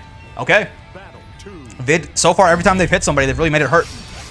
And they are keeping up that pattern so far. Uh-oh, the 6-6M of their own to sweep them out. Let's see how Kiro gets on. Ooh, once again, yeah, nice crouching hit there. One more frame of hit stun. Makes those conversions a little easier for Kiro, or for Vidil, rather, sorry. And now they're in the corner here. Running some corner pressure on Kiro. Oh, nice jump over the rockets there. Doesn't quite get a punish, but at least, you know, gets himself a bit of a turn. Oh, once again, jumping over that. Gets DP'd out for his trouble, though. Still taking this corner pressure. Oh, nice. Just DP. Get the hell off of me, says Kiro. Teleports himself out of the corner, Dalsim style. You love to see it. Now he's actually in a pretty decent position here. Obviously, a little bit of a health disadvantage and a breakpoint disadvantage, but nothing that this reversal SSBA can't fix. God damn. Frieza said, in 5 minutes, Planet Namek will be gone. And Beelzebub said, we'll hold my beer. He can do it too. What a hell, like, UL just tanks that? You're really telling me that UL is just fine there? Somehow I doubt that, but you know, clearly Vidril's UL must be built different. Oh, nice reaction to the Raging Strike there. Doesn't get punished for his DP either. You'll be fine. Yes, exactly. Oh, jumps over it. No punish. DP. One tap situation for both players. And you know what? You DP me, I DP you. Why not? Porque no los dos. Turnaround is fair play, as the kids say. It's going to be Kiro taking that second round there to tie it up 1-1. DP my beloved. Must be nice. Must be nice. Imagine having a meterless reversal. It's okay. Leave a top 1, guys. It's fine. It's fine. Ow. Oh, it's a big starter here. Nice counter hit. Okay, nice, not the worst damage in the world actually, but still nice damage into corner pressure, into stance pressure here. Disgusting stuff. Oh, but the U parry or the U, I guess the U bubble. It's a DP, but for some reason it always looks like a parry to me, but no, it's very much a DP. Bubs right there. Bubs bubble. Oh my god, what the hell? This same dash attack twice in a row like that, and just jumps. Wait, Kiro's playing an absolute madman right now. Oh my god, teleports behind the flip. Vidil is getting Scooby-Dooed right now. Do you don't think the kids say that? Listen, I'm hip. I'm with it. I'm one of the kids. So clearly, if I say so, then I must be right. Oh, nice U karma from full screen there. Catches Vidil out in the dash. In general, if Beelzebub has 50 meter, of course, you can cancel dash into spot dodge. Don't get it twisted. So you could have spot dodged that karma. But in general, if Beelzebub has 50 meter, dashing is a little bit risky, right? You've got a couple of different full screen U skills that if you're not in a defensive mindset, you can definitely get blown up for you know, if you're not careful. Now, granted, again, you can cancel dash into spot dodge. Spot dodge is what beats ultimate karma there. So if it wasn't like guaranteed checkmated or anything, but I think this when you're dashing, your brain goes, you know, you're in offensive mode, not in defensive mode. So it makes you a little bit worse at reacting to things like that. Oh, regardless though, Vid getting an incredible start to the second game. This is gonna, yeah, I was gonna say this is gonna get hit into the full cinematic too. Yeah, I don't think UL can choose not to do a follow up once he backflips there. So that reaction SSBA to the backflip is actually really good. Once again, Namek is completely gone. I mean, Kiro's not on chip yet. Oh, okay, I was gonna say you could see a little tiny bit of green in his HP. He wasn't actually on chip. He wasn't. He could have won that. It wasn't like a horrible situation for him. Obviously bad, right? But like after the SSBA and the Brave Point, he can cancel the stance. Stance would still get blown up by SSBA though, surely, right? The stance, yeah, stance wouldn't parry the SSBA. Sure, it's projectile, I think. We have all of our top 8 now. Wonderful, wonderful. Anyways, Vid taking that first game regardless, or first round regardless, rather. Try and keep themselves alive in this top 8. This is loser side top 8, right? So loser of this is eliminated. And we're rocking first to 2s, aka best of 3s. So if Kiro wins this next game, that's him moving on. And that's Vidil out of the tournament. So let's see. Let's see. Oh, Raging Strike. Get drive impacted, man. Just raw drive impact. In theory, reactable, but if you're not ready, it can be kind of difficult. Okay, there's gonna be some nice damage here. Oh my god, I don't know if they were looking, that had to be, that whiff throw there. The simple input for SBA is, oh god. One of those buttons might be the throw button for, on the side of Vidil there. They don't get the SBA, they whiff the throw. And that is going to be Kiro putting themselves on set point. Let's see. Obviously you wanted SBA there, both for the damage and also to, oh god, for the damage and also to fix your Brave Point situation if you're Vidil. But no such luck, unfortunately, last round. You gotta put it behind you, though. You can't let, even if that was an accident on that throw there. You gotta put it behind you, and you gotta try and treat it one interaction, one round at a time. Besides just adapting to your opponent. And so far, looks like they've got some adaptations on that DP. Kiro, definitely, I understand it. It's a very strong option to just have a get off me button. But Kiro is a little DP happy, I believe, and at least Vidil has definitely picked up on that. Trying to punish him for his transgressions, and the DP not quite gonna get out of range of that SSBA in time. Once again, Namek will be gone in 5 minutes, aka roughly 20 episodes of Dragon Ball Z. Let's see, Vidil, though, does not have 20 episodes of time. They are on life support at this point, but this counter hit conversion should do it to tie us up 1-1. In our first set of top 8 here and keep Vidil alive. I gotta watch Z again. 35 episodes? No, honestly, don't. I'll be honest, dog. I'm the biggest Dragon Ball fan in the entire world. Watch Kai. Z is like fine, but like, you know, voice acting's better in Kai. A lot of the most of the lines are a little bit better in Kai. There's some moments that are definitely done better in Z, but like, just watch Kai. It's like, you know, then the Frieza fight's only 5 episodes. It's not even that bad. Ow. You want to watch all, but I ain't got that time. Read the manga. man. You can absorb all the material at a great pace and in less time. Anyways, enough Dragon Ball Z. Vidil out here with the big old corner combos. This is death, right? Again, this is the same threshold of HP we were at before. I disrespected UL earlier. I'm gonna bet on my girl now. Yes. Yep. Insert the 20% opacity image of Sajam looking at the camera, but that is in fact going to be Vidil killing with that SBA and putting themselves on set points. Let's see. Let's see. Let's see. Oh, baby. Oh, no. Okay, no air-to-air conversion there. Not quite enough hit stun for anything, for Vidil to actually get anything off that. The good old read the manga. It's true, man. If you don't like the pacing of the old Dragon Ball anime, just like read the manga, it's actually goated. Toriyama is one of the best mangaka in terms of drawing fights, in my opinion. And Vidil is one of the best ULs in this bracket at blowing people up for matching on stance, apparently, clearly. Ooh, dumps the overhead, recovers quickly, though. Recovers quick. No punish immediately, but Kiro does get a turn off of it. Nice DP. Get a little bit more damage off that. Oh, 6-6M, watch your toes. Air to air, no conversion. Once again, not quite enough hit stun on that. But Kiro is not giving up. He's not going quietly into that good night. Oh, but oh no, no conversion. Raging Strike is not going to kill, but there's going to be no Brave points on the side of Kiro. You know he's looking for it. I was going to say, you know he's looking for it. Say it with me. Namek will be gone in 5 minutes. Death? Oh, I mean, by what? That's not even close. That's not even close. Okay, okay. Set point. Final round. One way or another, after this round, one of these players will be dead, gone, reduced to atoms, eliminated, sent to the Shadow Realm, Brazilian, however you want to describe it. Let's see if it's going to be Kiro or if it's going to be Vid. Namek gone, that's right, that's right. Okay, uh-oh. Alright, good corner starter here from Vid. Looking scary now if your name is Kiro. Oh, but I like the throw. That is one of the things that beats UL's stance. She can bait it out with her overhead kick there, but Vid was kind of standing still, and Kiro took advantage of that gap there, that opportunity. The gap in the rhythm to get himself out, and now he's the one with the very scary corner offense. One more touch here could kill if Vidil's not careful, especially depending on the starter. Oh, this should be death. I think conversion off the EX Unisonic, it will be, as Kiro taking that game in a very close 2-1 set over Vidil. Unfortunately, Vidil eliminated from bracket, but did very well there. And that is going to be Kiro moving on with his very clean Beelzebub. All right, and here we are with our first match of, actually no, it's our next match of losers round 1 here in our top 8. And we have Calia again on the Uno versus Suki on the Narmaya. So I can finally, both Cals are not on screen at once. I can just call Cal and not have to worry about it.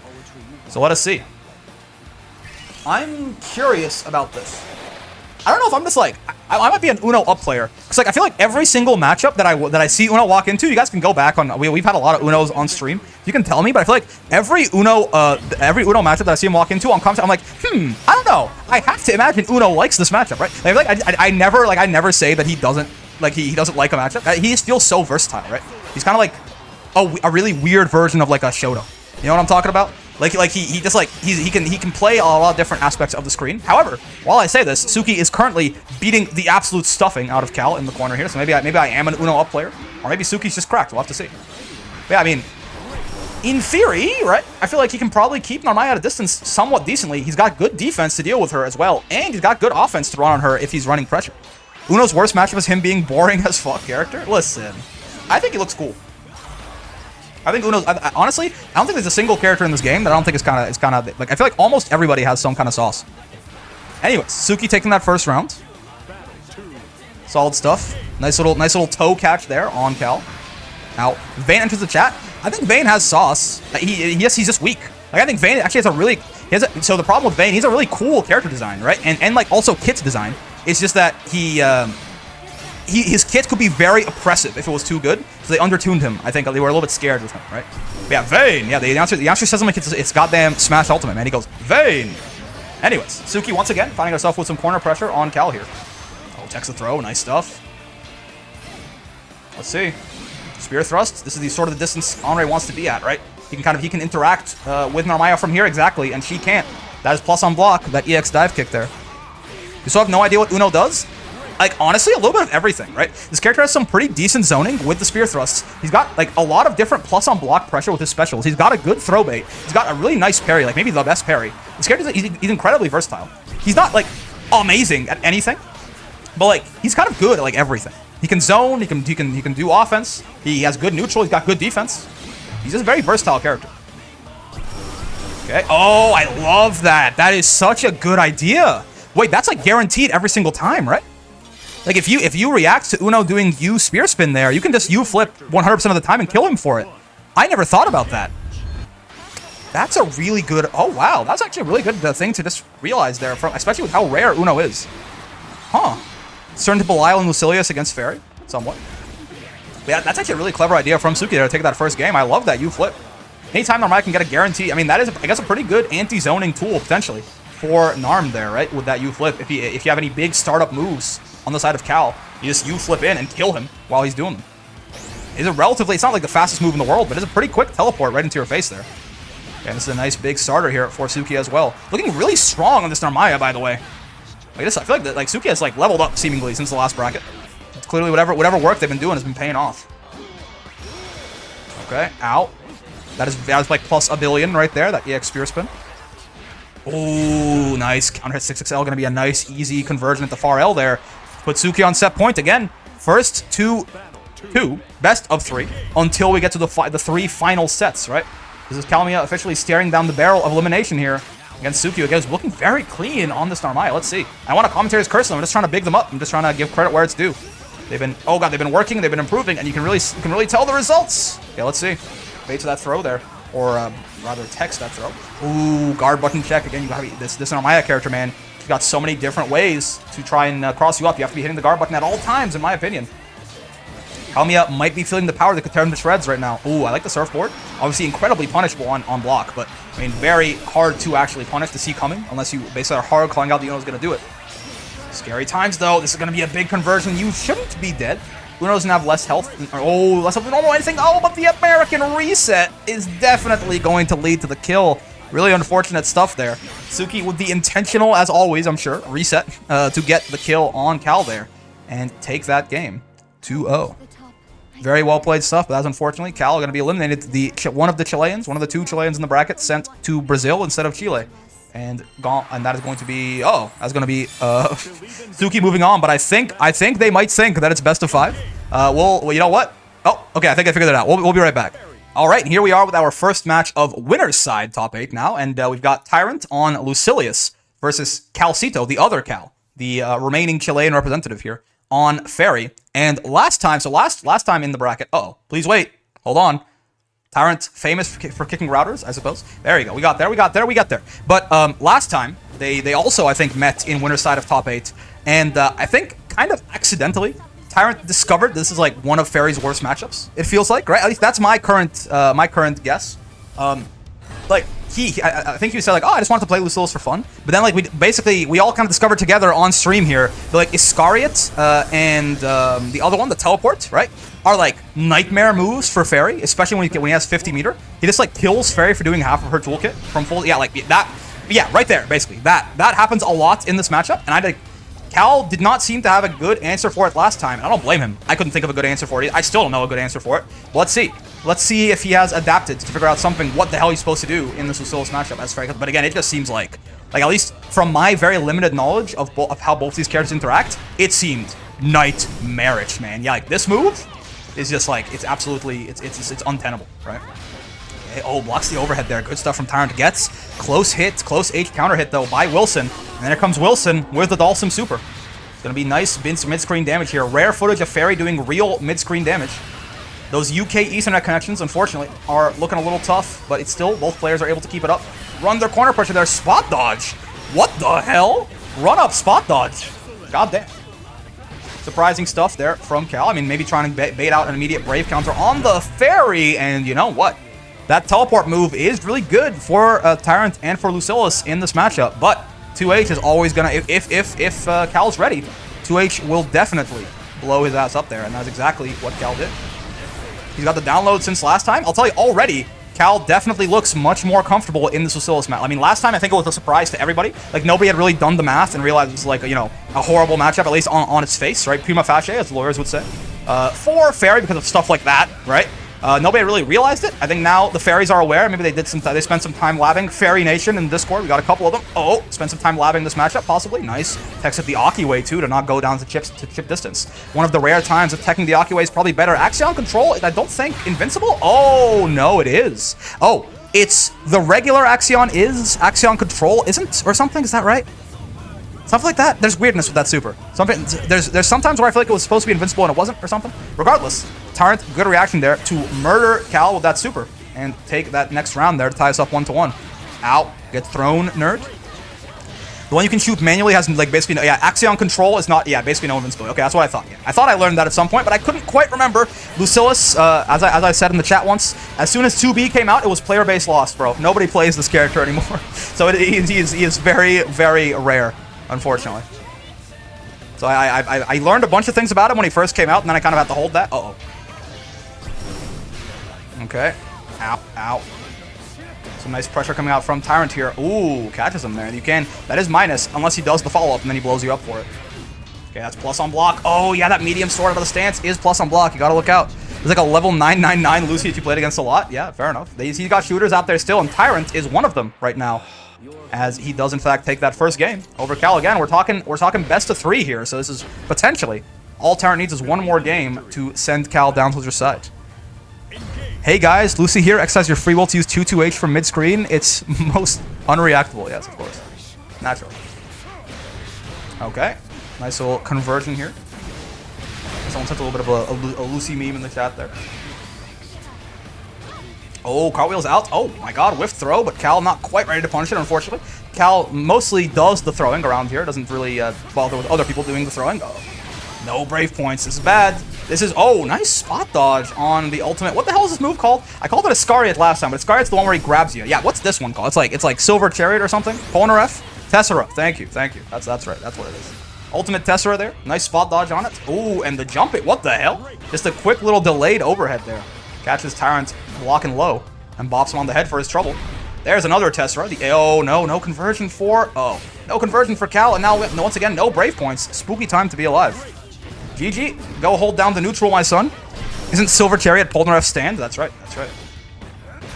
Oh, nice spot dodge. Oh, you gotta convert this into death, man. I don't know how you do it. I don't know what the fairy combo routes are, but you gotta do it. You have to do it. No. Okay, this is very scary now. This is very... Oh, but Cal is not afraid. Call him Eminem in like roughly 2012 once he got off drugs or something.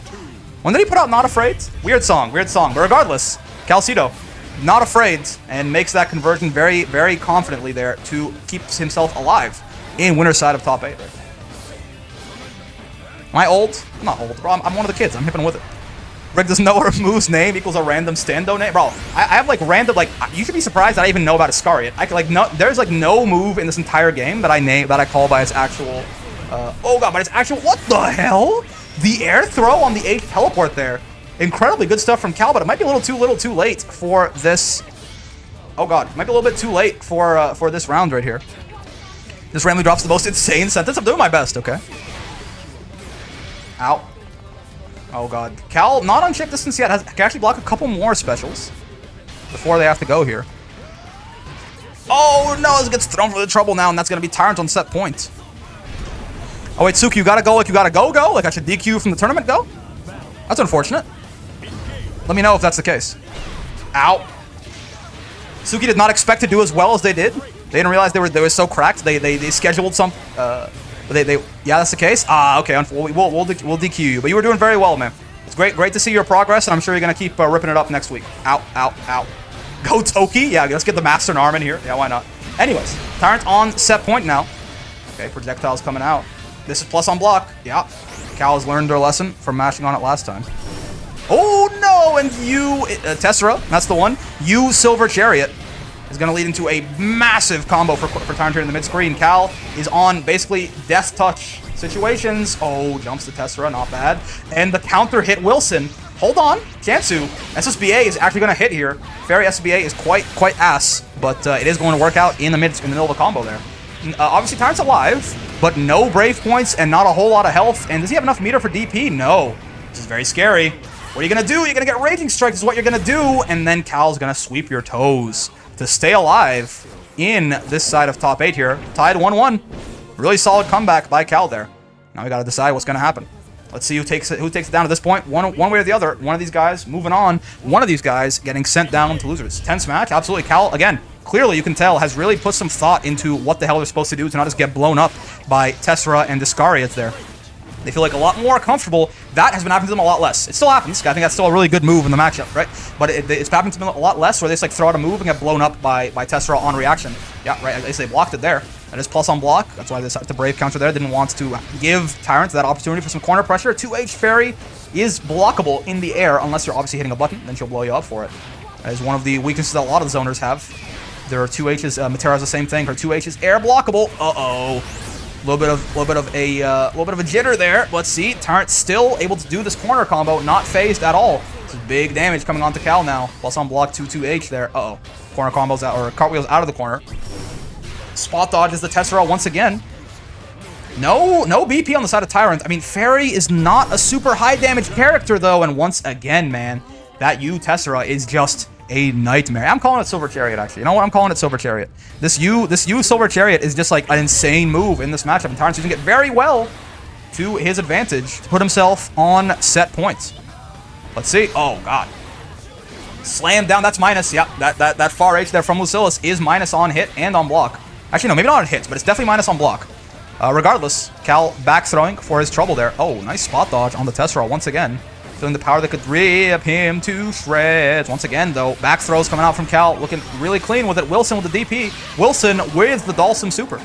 Big damage. Should be very alive if you're Tyrant. Should be very, very alive, yeah. But in some big danger. Strike throw 50-50 at this point. Either one will kill.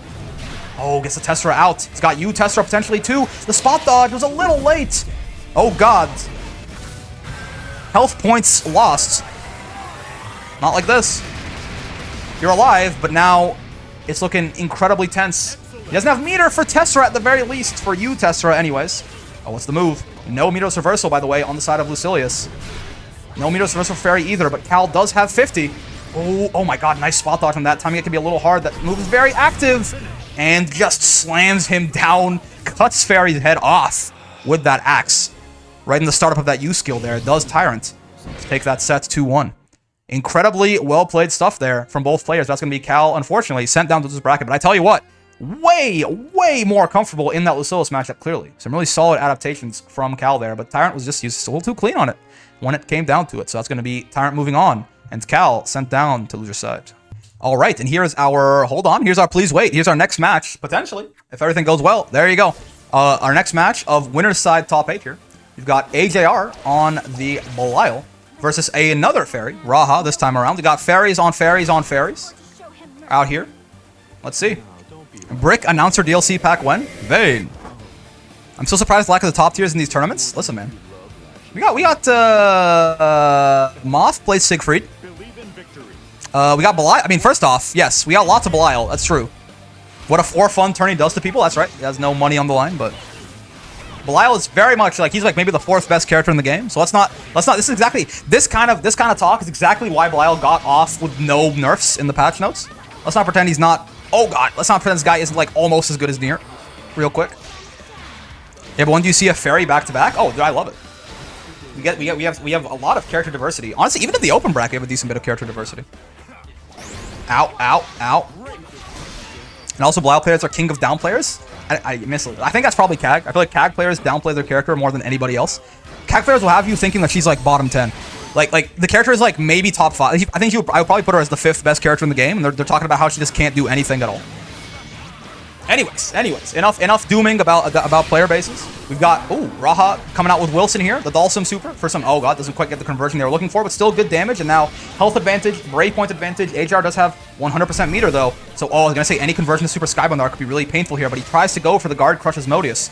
Not quite gonna work out for him. He gets caught on the way in there as Raha taking that first round. Solid poke there. It's not matching. It's Abare. In the mind of a CAG player, CAG is bottom 1, Lediva is top tier. Well, listen, Lediva is top 1. Have you considered this fact? Lediva is the best character in the game. Ooh, okay, no. Solid round start from AJR, doesn't quite get the conversion he was looking for. Still, though, gets this nice corner pressure. And again, Fairy with the very, very stinky, poopy, disgusting defense. And Belial with the very scary offense. This is a horrible matchup here. When Fairy gets in the corner, against most characters, it's already a horrible time. But when that person who has you in the corner is Belial of all people, it's even worse. It's evil. Yeah, the triple raging strike. AJR is trolling, man. And you know what? It's working. It's working. If it's working, I'm just gonna keep doing it. If you don't want to get triple raging striked, Just simply do not get hit by the first one. Ow. Okay, nice jump in there from AJR. Doesn't get a conversion off it, but again, just gives him a turn, some pressure.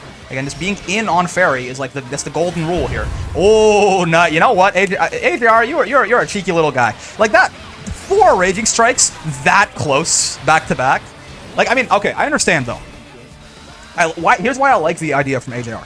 If your opponent has shown you that they are not ready for an option, keep doing it until they do. Do not assume that your opponent is good enough to adapt. Now, Raha showed you, okay, listen, no, I got you, right? But I like the idea of doing that 4 times. If it kept working, why not? It's like a free win if it keeps hitting, right? But Raha was ready to adapt to that, and oh no, meaty GG. Oh, nice, catches the roll there. Really solid Abare mash there by AJR. +2 on block here. Yeah, you gotta be careful against their Brave counter baited. No deaths though. But any hit into, oh, this is like a little too much. Okay, that I liked the 4th one. The 5th one is nuts. AJR is cooking, but he's somebody. What they put in his breakfast this morning? Uh-oh, this is gonna miss, no? Yeah, oh god, no, it still hits. Doesn't get the full cinematic, but at least gets him the corner pressure about the U skill. Okay, I like the 4th Raging Strike. The 5th Raging Strike, I think, is just he's really trying to go for some mental damage, and I respect it. I respect it a lot. But I think we'll see how AJR decides to go on with. Surely a 6th won't come. There's no shot. Raha taking that first game there. Good stuff from them for sure. He's gonna do it again, I swear to God. I mean, okay, it loops back around though. At a certain point, people get to like, there's no way he does a 6th Raging Strike, and that actually becomes the unexpected again, right? Like, unironically, yeah, okay, well, Raha's ready for it. Okay, Raha's ready for it, but hypothetically, unironically, a 6th Raging Strike is a lot less predictable than a 4th Raging Strike, right? But Raha is like, it's top of their mental stack right now, and they are punishing AJR accordingly for it. Wilson coming out with a Dulcim pressure here. Oh, Raging Strike gonna beat. Oh, and I was gonna say this is still on screen though. I was gonna say like the parry beats the Raging Strike there, but I'm pretty sure that this Dulcim super is still going to cause some trouble. Surely you won't expect the next one. Oh, he's teabagging. Oh, AJR is losing his goddamn mind, bro. I don't know what happened to him.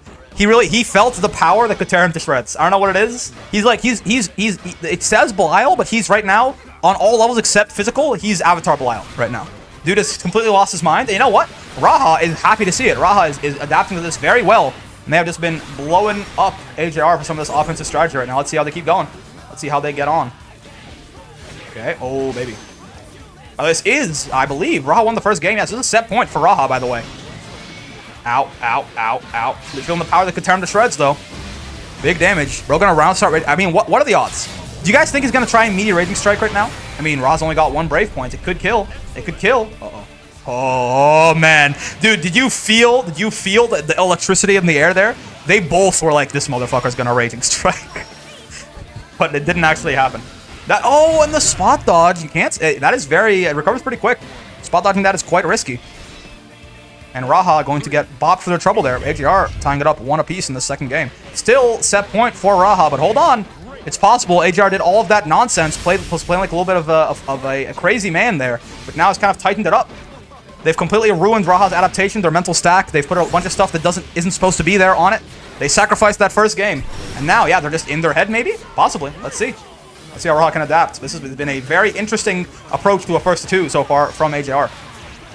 Let's see if it works out. It's a bold strategy. Let's see if it works out for them. Cotton. Out.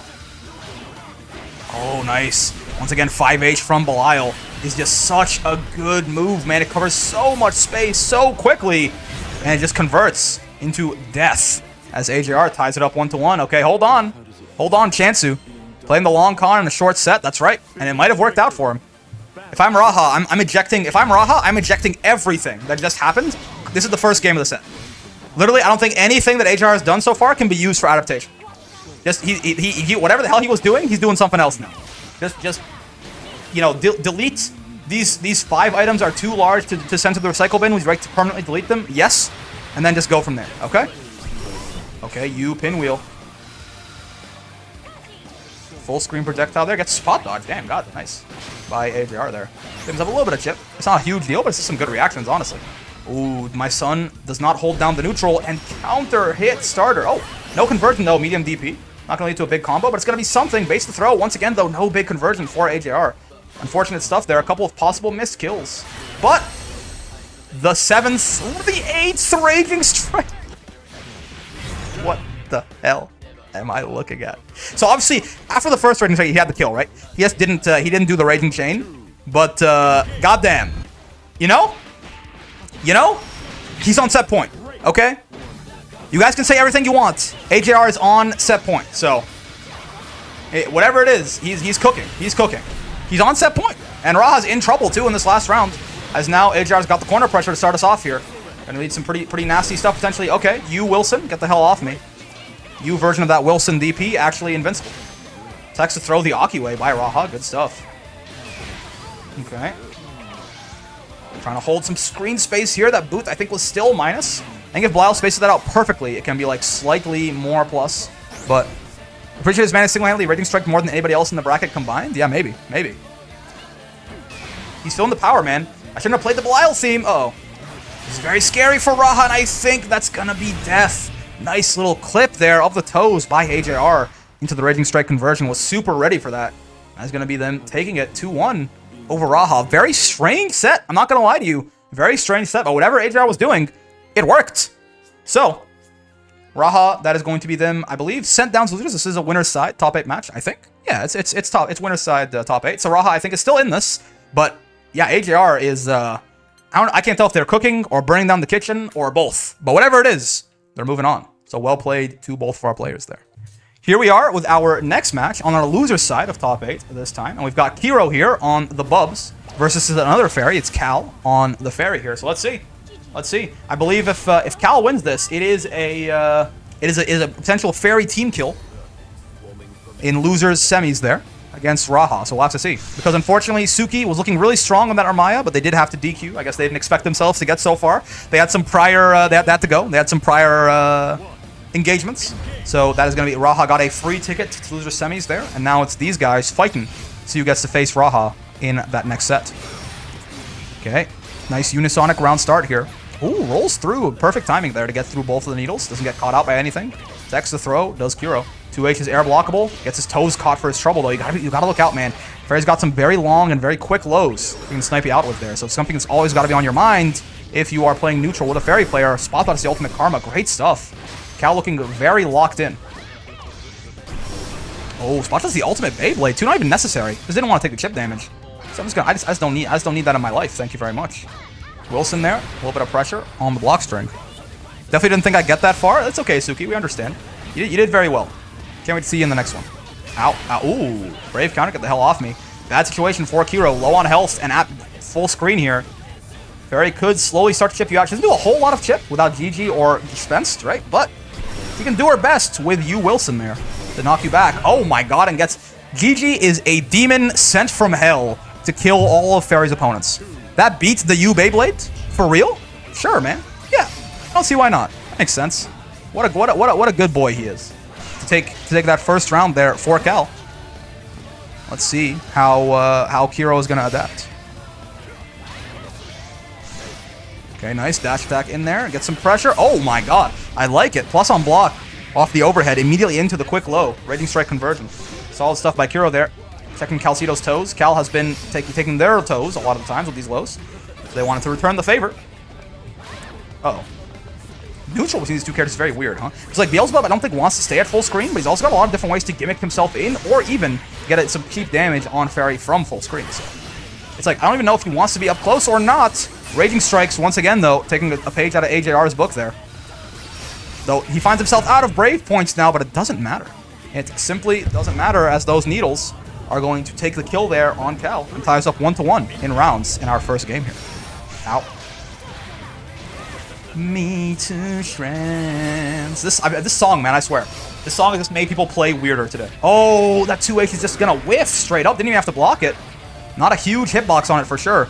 Gets a punish there. Not into a full combo, but some good damage. And definitely like a bit of mental damage for Cal as well. Just have your 2H completely let you down like that. Cannot be very fun. Yeah, but that 6-6M, if you block it, is incredibly punishable. And Cal, once again, that teleport is also a gimmick. You can definitely, if it's just done in neutral like that, you can mash on it. Cal, very locked in. Not getting caught out by a lot of fake stuff, and that run up after GG into the counter hit to Wilson has just been doing so much work for Cal. They've hit everybody with that. Uh-oh. And it's been working out really good for them. And now, once again, they got Kiro in the corner here. Brave counter. Not a chip situation. Oh, and these reversal super skybound darts. What is a Nicola? I've never heard of him. Must be Wilson. He must be referring to Wilson. Namek gone in 5 minutes. Big damage. Oh my god, that was more than I thought. I did not think Cal would be almost dead there. It's a scary situation. Gets his toes clipped with no Raging Strike conversion, unfortunately, from Kiro. Not chip yet for Cal. But if the Neil hits you straight up instead of you blocking it, that will very easily take that first game there for Kiro. Close stuff at the end there. That's going to be them locked in a little bit more in that final neutral situation there. I think Cal may have been, slightly afraid of being on chip there, but I think they had a little bit of green in their HP still. Uh-oh. Once again, that 2H from Fairy proving a little unreliable. Unisonic going clear over that thing into pressure here. Ooh, I like the counter hit there from Cal. Big U skill into GG Oki. Counter hit Wilson? No, DP. He said, get the hell off me. Didn't even want to deal with whatever it was that Cal was going to do. Isn't Karma Plus? Not all of the versions, I don't think.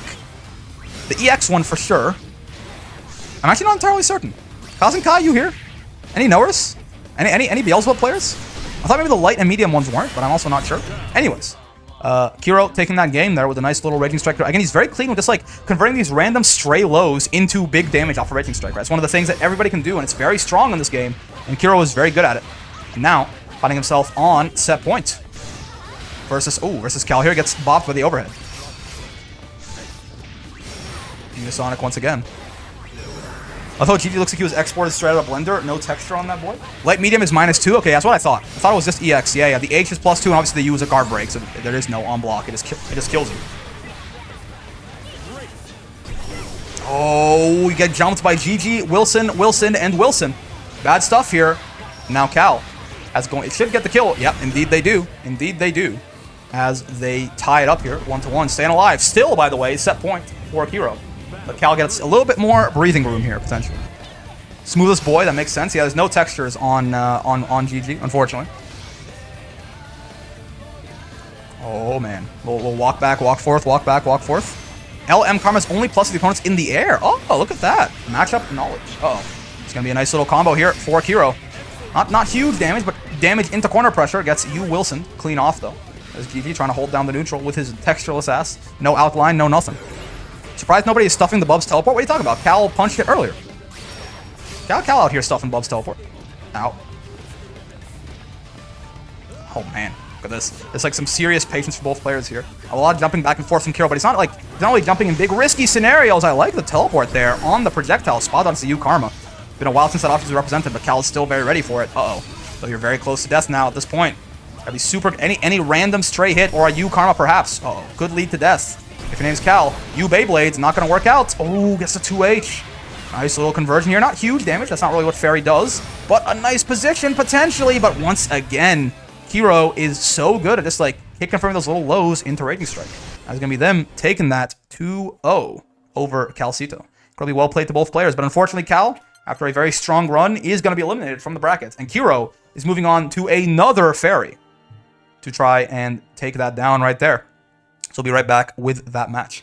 All right, and now we are here for our winners finals. So this is going to be our first best of 5. This actually is going to be best of 5 in the tournament here. And we've got Tyrant on the Sigfreed versus AJR on the Belial. So AJR in that Raha match, don't get it twisted, he was playing well, by the way, right? We were having a lot of fun with him in the chat there. But like, he was playing well, but he was playing in a manner that I'll call uncharacteristically belligerent, right? I feel like AJR doesn't normally play that aggressive. Right, so it's definitely something that you got to worry about if you're Tyrant here. Is he gonna play the way he normally does, or is he gonna keep the mind virus going? He's gonna be raging, striking left and right like he was, right? A little silly, if you will. Yes, exactly. But he's playing well for sure. You see, he's just playing like crazy. He's playing a little crazy and a little well.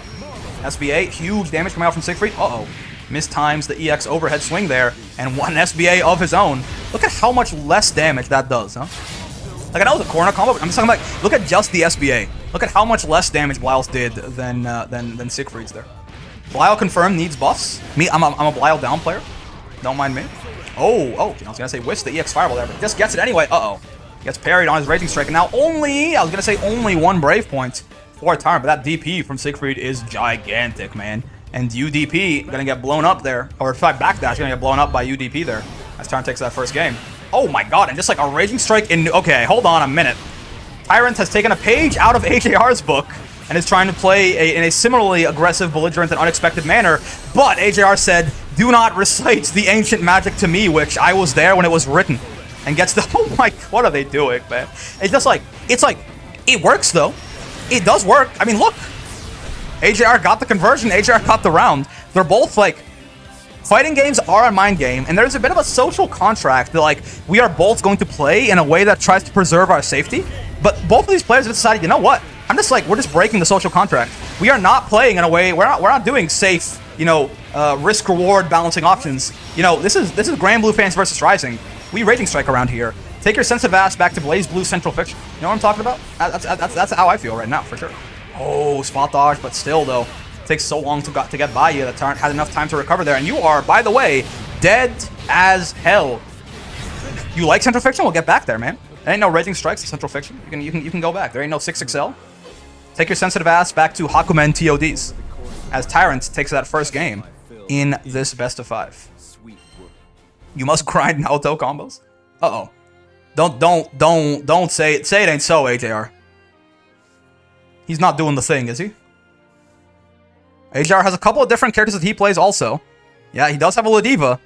I think he has an avatar too, if I remember correctly. Oh, baby. All right. The bias is on. Tyrant, I'm officially rooting for you to lose. I'm sorry. I hope you get reverse 3-0'd. You know what? I'm not even sorry. Get that Ladiva out there. Oh, no. Tyrant switching to Fairy.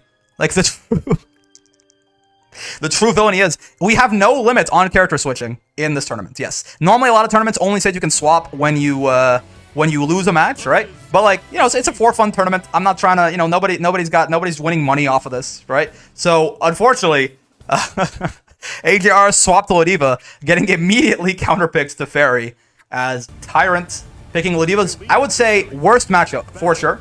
It's either this or Uno, I would say. It's Kag is bad, too, but I feel like Fairy's worse, to be honest. But I feel like, yeah, this is quite the time to be alive here. Matera is actually not horrible. She's disadvantaged for sure, but I think of all the projectile zoners, Eustace is like just bad. I think he's like can't fight Ladiva at all. And Matera I think is like not so, like he's like the best actual projectile zoner. Didn't Tyrant win? Why is allowed to change characters? I don't have that as a rule. I have no rule that says you can't change characters if you win, right? I simply you can play whatever the hell character you want, and unfortunately that means that AJR is currently getting counterpicked.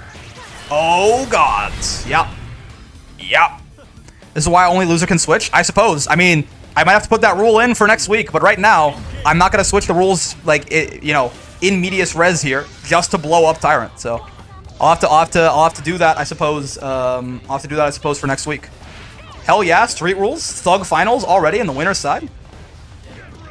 But yeah, this is a horrible matchup for Ladiva, mostly because so a lot of the zoning matchups for Ladiva, how they work is you try to get to 50 meter and then to 100 meter, and then as Ladiva gains meter, a lot of zoning options become a lot riskier against her, right?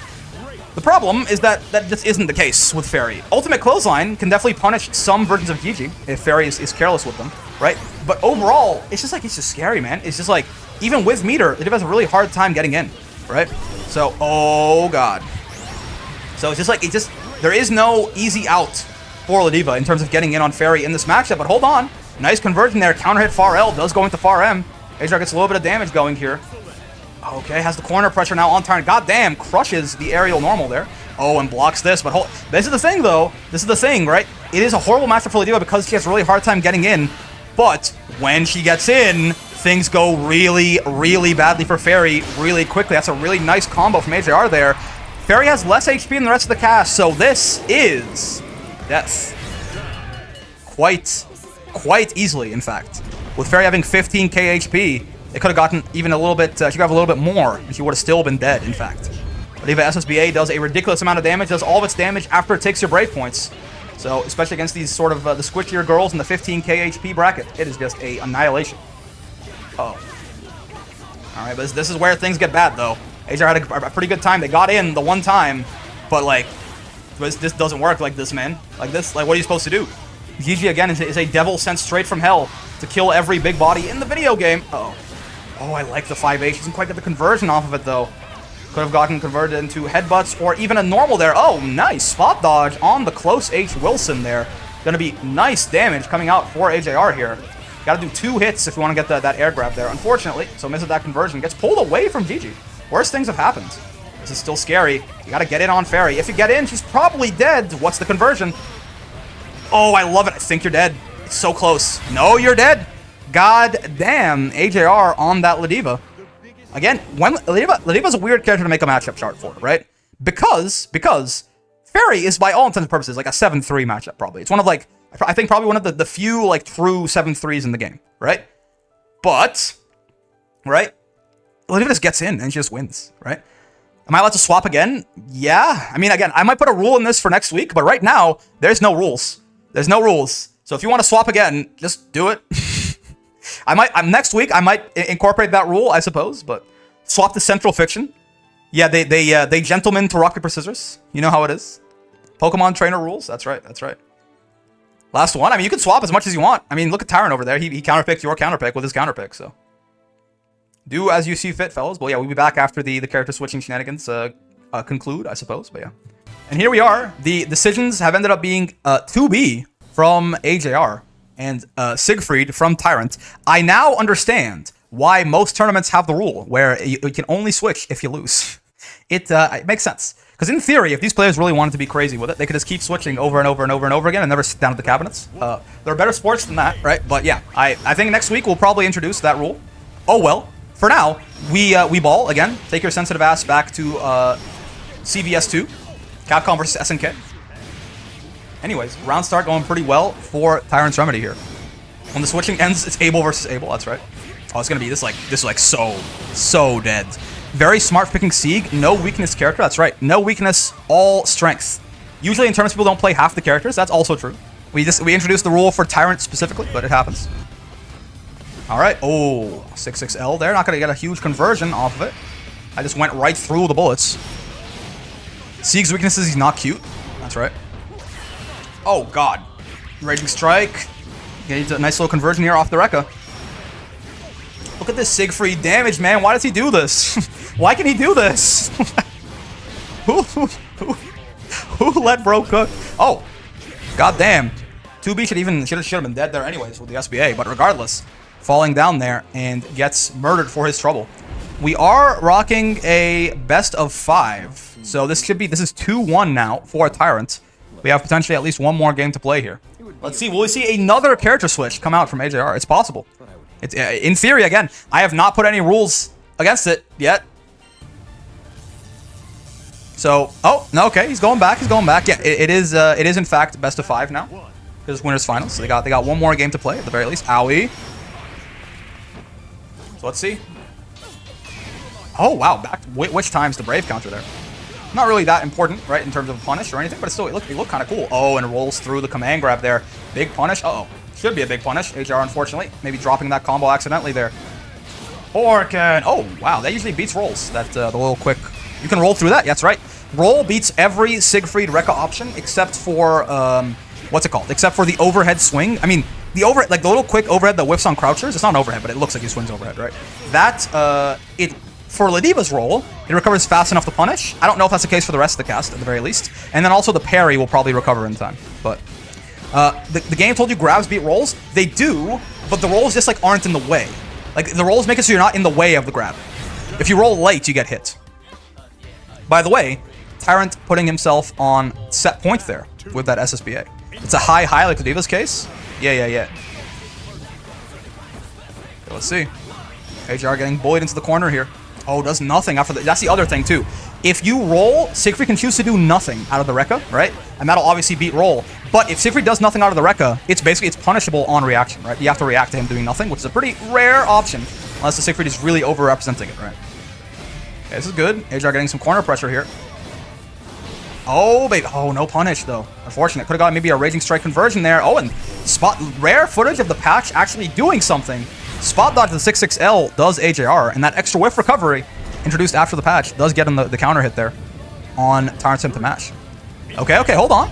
AJR trying to tie us up 2-2 here. Oh, this is going to be big damage. Oh, that is not what Tyrant meant to do. He probably meant to do the, I imagine, EX overhead swing there, but he just didn't have it.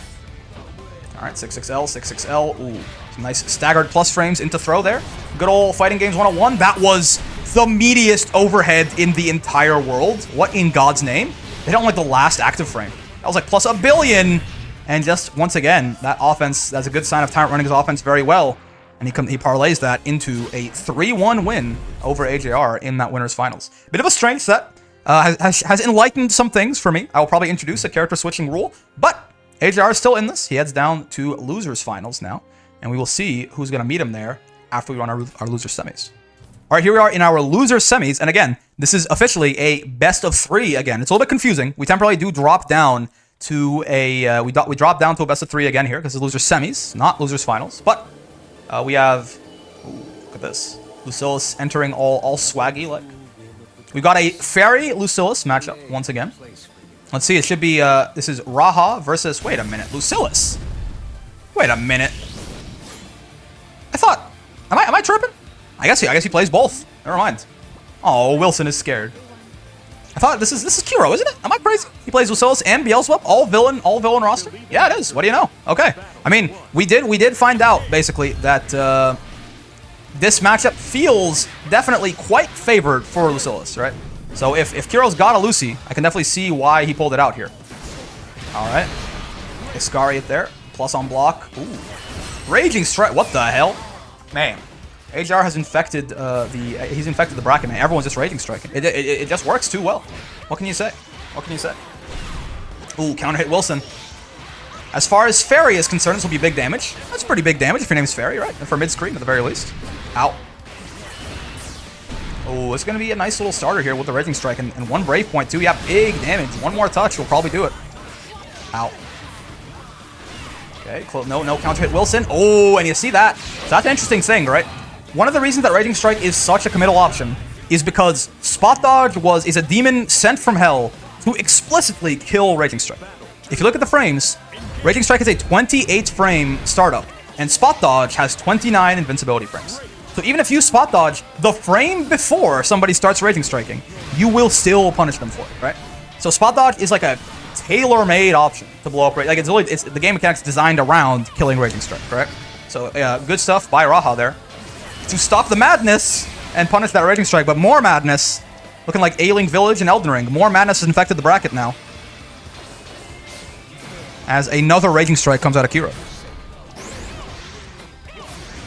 Ow. I'm just here to have fun, :D. I mean, everyone should be. It's a for-fun tournament at the end of the day. On the bright side, if you get gimmicked out by something, or if you get lagged or something like that, at least you didn't lose any money for it. Uh-oh. There's going to be a nice little combo here. By little, I mean kind of big from Kiro. Oh, I like the bait there. Empty jump bait to the Brave counter. Throws the Raging Strike. Iscariot. Oh, Tessera actually going to get dodged into a punish. What in God's name? Wait, Raha might be the best to ever do it? What the hell? Just back-to-back spot? What in... Okay, well, if you're Kiro, you just got to forget that, man. That was just... You just got to put that behind you. You got to keep playing the video game here. Because again... Keep in mind, we are back down to best of 3s, right? If Raha wins this next game, it's Jover, and they move on to take on, oh god, to take on AJR there in the losers finals. How would Fairy learn the Lucy matchup in a single damn week? I mean, to be fair, if I was a Fairy main and I got exposed to how horrible that matchup was last week, I would have been, I mean, no, but that one set was like, it was like disastrous. I would have been in panic mode for sure. I would have headed to the lab right away. Oh, wow, you dispensed. Getting jumped by Wilson, and Gigi there. Gonna beat out the U-Tessera while we're at it. Ain't no way that hit, I know. If you do it like super late, it actually does work out for you, huh? This should be death though. Oh, doesn't do the Raging Strike conversion. Goes for a Iscariot instead. Doesn't quite get the kill, but that spot dodge. It is hard to spot dodge that move. It's active for so long and it's so damn slow. You can definitely do it, but you gotta be careful. You gotta be careful. And Raha not quite careful enough there. He's blown up for her trouble there. Oh, baby. Iscariot. Minus on block, or minus on hit there, or on block rather, yes. Oh god, right in your face. It's better to jump it? That works too, for sure. Roll also works pretty well if you're not Ladiva. Listen to Piccolo when you Raging Strike dodge. That's right. Why didn't you oh, that's a cheeky little thing. That's not real, like at all. That's basically a guard button check, right? If you were holding back to block and then Fairy rolls over to you and suddenly you're holding the wrong way, right? You get killed by Gigi. It's like a little bit of gimmick, right? But you know, it works. Oh, I like the cancel to 2-2H there. That far edge otherwise will be minus on block. So Kiro trying to save themselves there, and it works out decently for them. Both players feeling the power that could tear them to shreds. Oh my god! What? I guess you can do that, huh? He 2H'd that? Like, okay. Matching the lights to beat that, I can see. He 2H'd that? He 2H'd that? What the hell? All right, well, Raha is both Lucy and no, I know, but I figured, like, you know, matching the lights, sure. He 2H'd that. Anyways, Raha's on set point. Sure. Good stuff, good stuff. They're incredibly locked in, clearly. Oh, but here you go. It's a good starter for Kiro here. Gets a bunch of corner pressure too, and yeah, some nice mix potentially on Fairy with her really poopy, stinky, disgusting baby defense. Coughing baby versus hydrogen bomb defense. Oh no! Gets pulled out of the U jumping.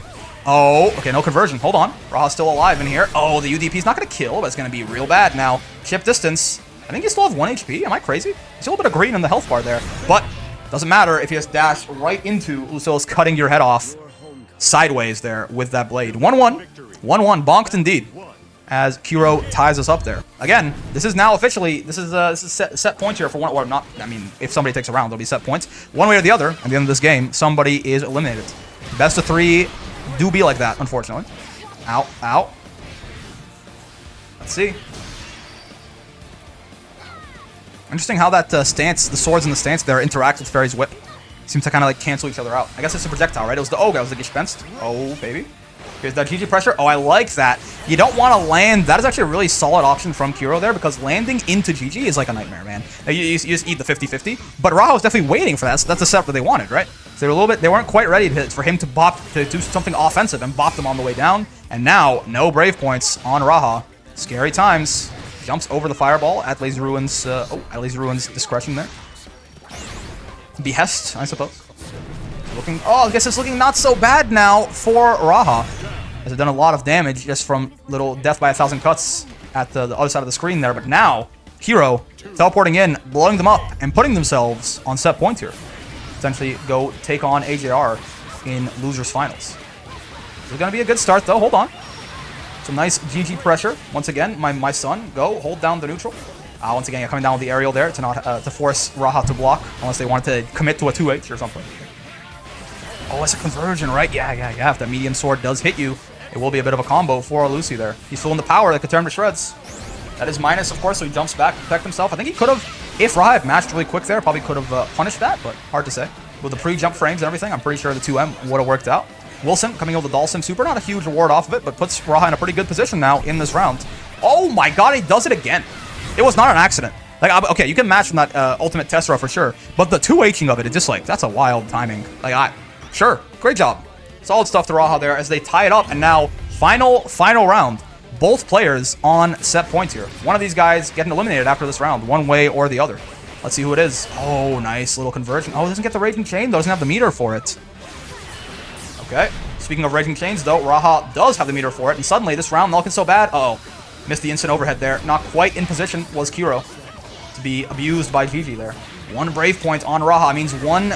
They've been very good about Tessera and Iscariot, but one mistake at this point could basically lead to their doom. If they get caught out by you, Tessera, from full screen or something like that, or that was, oh, but there was no, wait, was that actually on control? There must have been. No invincibility on it. Oh God, Kiro, that's a tilter. You gotta steal yourself. Oh, but the Dalsim Super, oh, no conversion though from Raha. Hold on, Chansu. Nah, but you just get clipped by the whip there. And that is going to be Raha taking that in a very tense 2-1. And they're playing more because they don't realize that it's a best of 3. I knew I should have pinged them. I'll be right back after I yell at them. All right, and here we have our losers finals. And again, there's no more confusion. Everything that's left in the tournament is best of 5.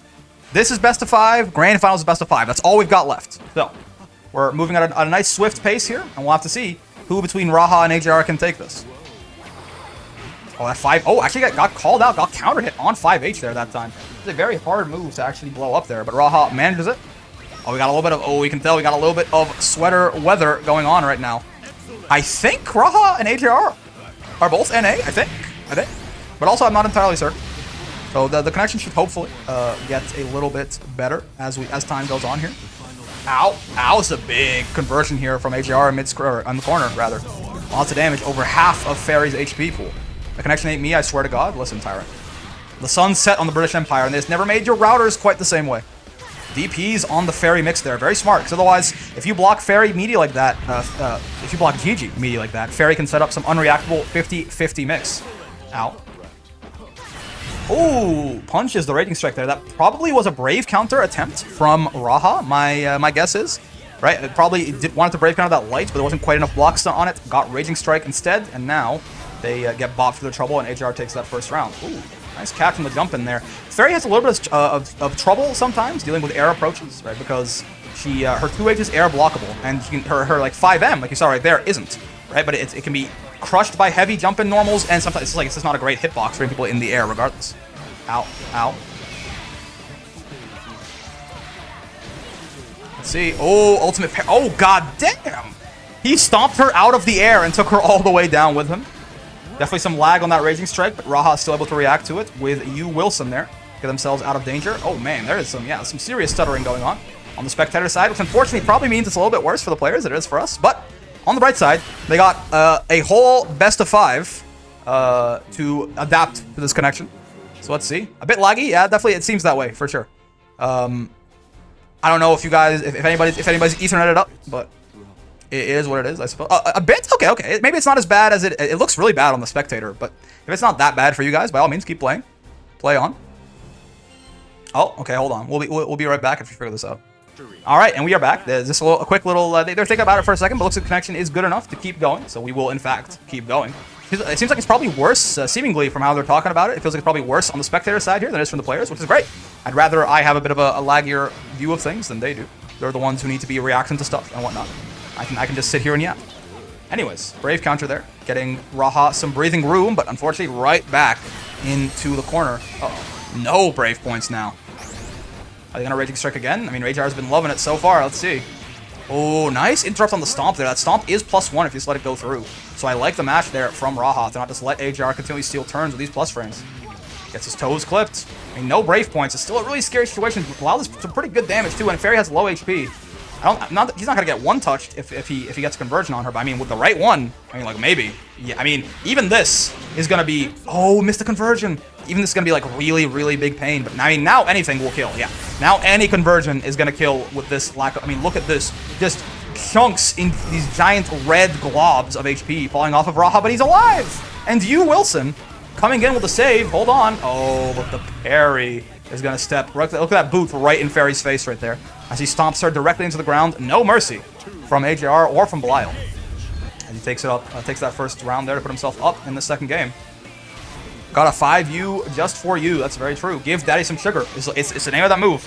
The name of that move is give Daddy some sugar. So if you didn't think Belial was weird enough already.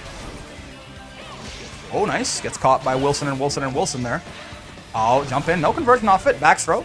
The Calcito special. And Raha, oh god, Raha is taking a note out of their book there. EX Modius gonna extend this corner combo a little bit. Oh no, the DP a little bit. I mean, is that a frame kill? Maybe, I'm not sure. Anyways, regardless, didn't quite work out for AJR there as Raha. It's a frame kill, huh? That makes sense. Yeah. It looked like one.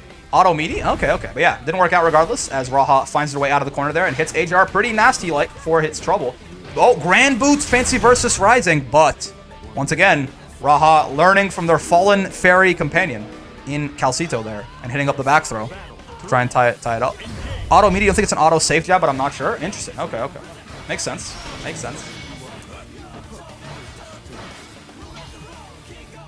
Oh, baby. I'm giving her all she's got, Captain. She can't take the strain. Calo and Raha have been scheming, clearly.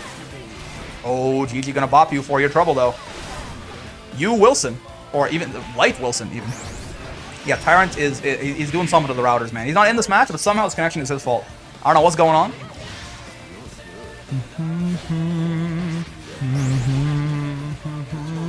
Oh, it's plus. Oh, nice brave counter. It's this Belial team, this like gets me sometimes. I forget to commentate. Uh-oh. This is going to be death. Okay, we had a little bit of we had some time to sit there and think about whether or not it was going to be death, but it did in fact end up being death. He does not miss that conversion as it's 2-0 now. This is best of 5, so we have at least one more game to play. Wi-Fi. AJR's on Wi-Fi. Shoot him. Kill this man with hammers right now. Why are you on Wi-Fi? I got maybe okay. Maybe we gotta legitimize this tournament ever so slightly. Next time we'll do the one. What's it called? We'll do the one. You can only change characters if you lose the match, and maybe we'll have to connection test things a little bit, but it's fine. Raha's being a good sport about it at the very least. And regardless, they're still both, like, the lag affects both players equally. It's not like one person gets more, you know, gets more lag than something else. Don't kill our overseas bros. No, the overseas bros are fine. But like, what? They don't have Ethernet in France, bro. Like, I know Europe is a third world country, but like, I'm pretty sure they can do a little bit better. Still, ow. Oh, nice. No conversion off of it, but still a nice jump in there. Oh, misses the timing on the instant 50-50. Unfortunate stuff there. I am what I am. Okay, plus on block pinwheel. Ow, ow. Oh. I'm waiting for this Raging Strike from AJR. I just feel it in my bones. I feel like he's gonna, especially with the one Brave point on Raha. It feels like it's coming. Oh, but now two. Okay, hold on. That SBA is not just damage. It also fixes the Brave point situation a little bit there as Wilson. He's going to do some good work here for Raha. Wilson coming out to extend the combo there too. Misses the meaty with Wilson though. Now losing to Pinwheel live on stream. Oh my god. HR is so good about these little Raging Strike conversions, man. Off of the lights. Kind of like we saw Kiro was very adept at it too.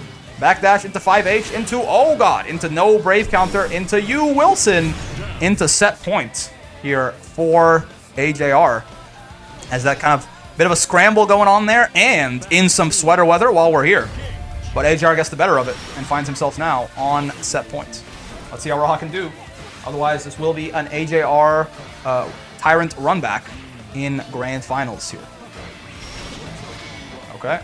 Nice corner pressure coming out from the pinwheel. Ooh, but command grab, a very cheeky move. Very hard to react to after, especially the Vidil is mixing up his offense appropriately. Which AJR is definitely doing. +2 on block. Guard crushes Modius. This like real. This is suffocating. Yeah, that I respect that Brave counter. Get the hell off of me, man. Okay. GG. Ooh, gets spopped. Gets his toes clipped. Hold on. So it's the start of something potentially good here for Raha. Let's see. 6XL, 5H. No, not the pressure there. Basically gets a Brave point for AJR, which is good, right? Because if he gets these Brave points off of Fairy, it gets him closer and closer to one-touching her. Right now, I mean, with a combo that... Oh, no. Oh, covers the minus frames with SS. BA. That is some nasty stuff there. I believe if Raha had blocked that, they would have gotten the punish, exactly. So there wouldn't have been time to cancel into SBA. Because they were slightly off there. They do, in fact, have the time. It's just minus. Okay, hold on. Oh, but Raha's staying alive. Raha stays alive. They do not let themselves get the mind virus from that reversal SSBA. Hello, Rosetta. Rose Queen. And they do, in fact, keep themselves alive. By the way, still set point for AJR. Don't get it twisted. But Raha doing a great job to keep themselves alive there. That stomp is +1. That medium is +1. Everything this guy has is +1. There's like Belial, you know, he was absent the day that God handed out the minus on block buttons. Ow. Dude. The pressure is just suffocating. Ooh, but good reaction from Raha there on the Raging Strike. Oh, and rolls over Granblue Fantasy Versus. Doesn't get the punish from the DP there, unfortunately. Or at least blocks it. Getting bullied back to mid-screen here. Oh, but no. No, sir. Ow. Waits out the parry. Clever stuff. Wasn't the U version there. You can immediately tell the U version if you see the meter expenditure coming out from Belial. But it's another thing you have to react to. Raha there was very careful about it and does in fact get a big punish. Now, AJR is in a bit of trouble. But again, one Brave point on Fairy. No Brave points on Fairy means that any hit into SSBA might kill, but they react to the Raging Strike. And you get jumped by Wilson, Wilson, and Wilson for Raha to take that game. And oh no. Plug JR? No, I'm kidding, of course. I'm kidding. They were just rematching. So that's 2-1 now in the favor of AJR. Raha again, the only reverse 3-0 that we've had in brackets so far did come at the hands of Raha. So let's see if they can do it again. They have to at this point, but let's see if they do. Let's see if they do. At 5H, minus on block. Ooh, blocks the DP, doesn't quite get the punish again. Unfortunate for Raha. Oh, counter hit, not gonna lead to much. You have to cancel the first hit of 5H and something there to actually get a conversion. Blocks the pinwheel, does not lose the pinwheel live on stream. Backdash, but gets caught out regardless though. Into SBA. Good corner carry here. Brave point damage, health damage. Oki, everything is it's coming up. It's coming up AJR right now, man. It's coming up AJR. Let's see what Raha can do. Ooh, they've been doing a good job of finding a way out of this corner pressure. Even though I would say that AJR has been just absolutely suffocating with it. And they don't miss the conversion off the EX pinwheel that time. And once again, AJR on set point. Let's see. Let's see. Raha has been doing a great job so far, but again, this is the problem of being down in a set like this, right? You just every single round can very quickly become survival, like do or die, and it can weigh on your mental a little bit. So let's see if Raha's got that sort of fortitude to keep this up. Sorry to hear that, Avery. It's okay. Yeah, if you need some time to figure out what the hell's going on, you can take your time. We're not in any rush to get the top 8 out there. We still got lots of time until the tournament's concluded. Anyways. AJR, ooh, getting some pressure there. Oh, Ultimate Asmodeus getting called out by Fairy Sweep. Oh, yeah, that move is very active. It'll beat Spot Dodge if you do it too early. And 2H calling out AJR's button there. Hold on. Raha's cooking. Raha's cooking. Again, they're on survival mode right now. Wilson coming out with Dalsum Super. Let us see. Let us see. Oh my god, it beats the parry stomp. The Wilson covering it there. If nobody got me, I know Wilson got me, and once again, Spot Dodge, tailor-made to blow up Raging Strike there. The orb beats so many things, I know, right? Okay. It's a bad situation for AJR, but again, almost no Brave points on Raha. It means that any hit into SBA is going to be gigantic damage. Oh, but get away from me. Wilson, the loose cannon of 2024, that's right, Fuse, that's right. Raha staying alive. Still set point for AJR. Still on survival mode is Raha. But they are, you know, this reverse 3-0 is not looking like a pipe dream anymore. Hold on, if they win this, we'll be tied in the set.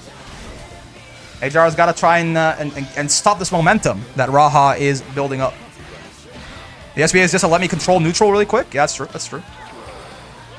Ow, counter hit 6-6L. I love the Raging Strike conversion. Would have been hard for him to get very much off of it otherwise. Caught live on streams into Pinwheel. Oh, and another counter hit 6-6L. This is not death, but it's a lot of damage, and you're really scared now if you're Raha. One more bad hit will spell your doom. Oh, what the hell? Did we get a desync there? Be honest with me. Was that a desync? That may have been a desync. It looked like Raha just stopped hitting the buttons in the middle of their buttons. Raha, any confirmers? Did you just lose on your screen? Hold on, we're awaiting word from Raha themselves. They are typing currently. I'm gonna keep this as very riveting stuff. Wait, what happened? What? Okay, Raha has turned into Luigi. That's how you can tell that we are in an alternate universe. I think we had a desync right there. Yeah, I think we had a desync right there. Because on our side, Raha, we'll figure this out. We'll be right back. But I'm pretty sure we have a desync, so I think we're gonna replay that last round real quick.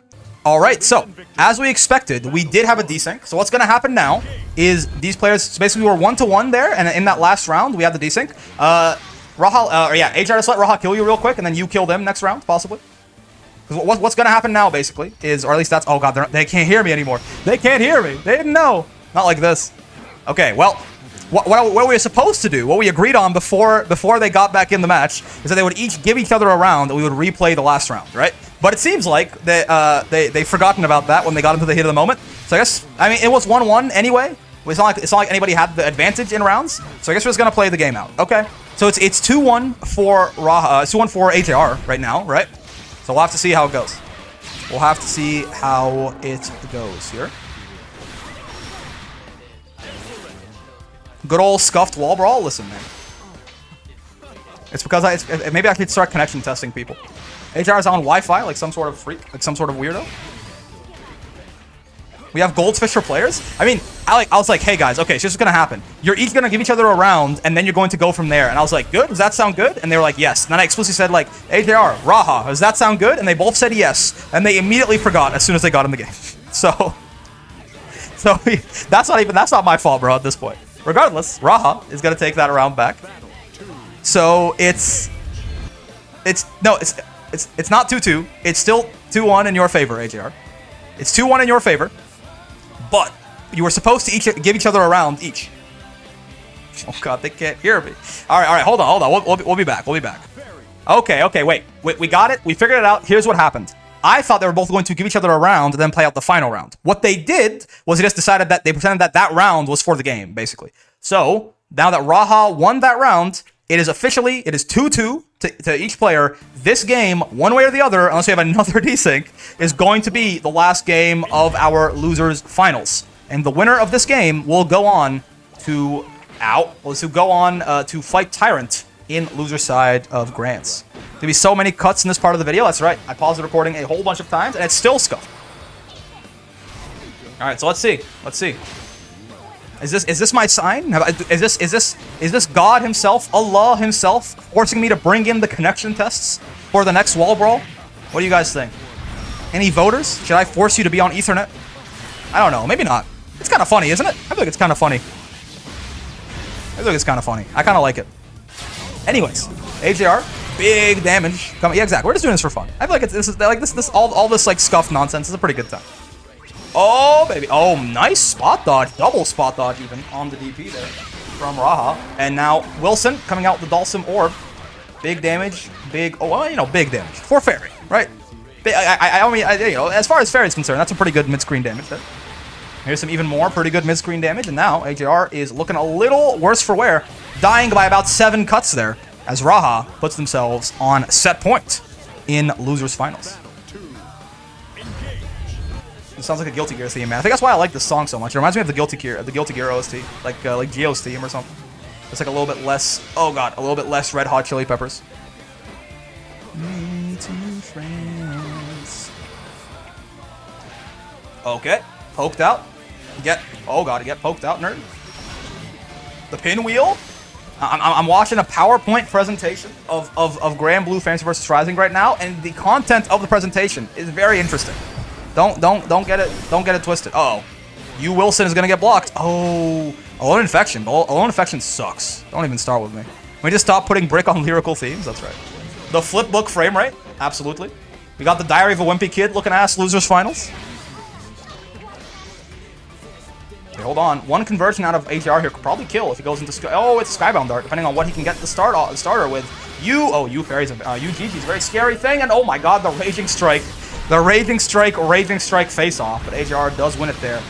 Going into the Raging Chain here means this isn't going to kill, I'm pretty sure. It won't, yeah, but it's very scary now. Ooh, medium DP, now literally anything will kill.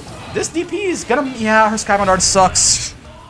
Super Skybound Dart is unfortunately pure ass.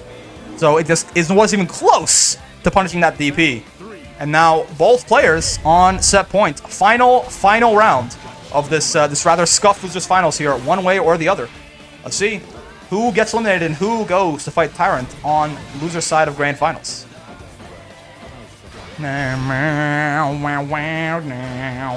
It's so good. It's so good. No, it's so good.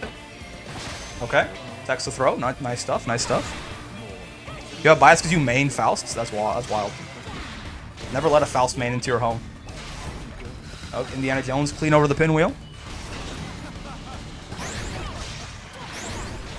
I live with a Faust main. No wonder you play Avatar Belial. You have to become the beast to survive the beasts. Okay, hold on. AJR's low on health. Grand Boot. Fantasy vs Rising. Safe on block, but minus on block. Uh-oh. This is actually really scary now. Wilson is not going to combo here, I don't think. Yeah, but it's fair. Oh, God. Be careful. Overhead not going to convert, though. But almost anything from Raha now will kill a 2M or anything. And 5M definitely counts as anything. As they take down AJR there with, I believe, a reverse 3-0. I think it was a reverse 3-0 again. I think AJR did go up 2-0 early on in that best of 5. So many things happened in between. But I believe that was a reverse 3-0 from Raha. So very, very good stuff from both players there.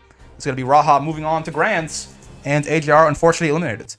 All right, here we are with our Grand Finals. We got Raha, of course, we just saw, qualifying into the Grand Finals of the side versus Tyrant, who has not dropped the set so far this tournament, but is doing his damnedest as he picks Abel here into Fairy. Though I suppose it's probably not a bad matchup for Abel, huh? We talked about this before.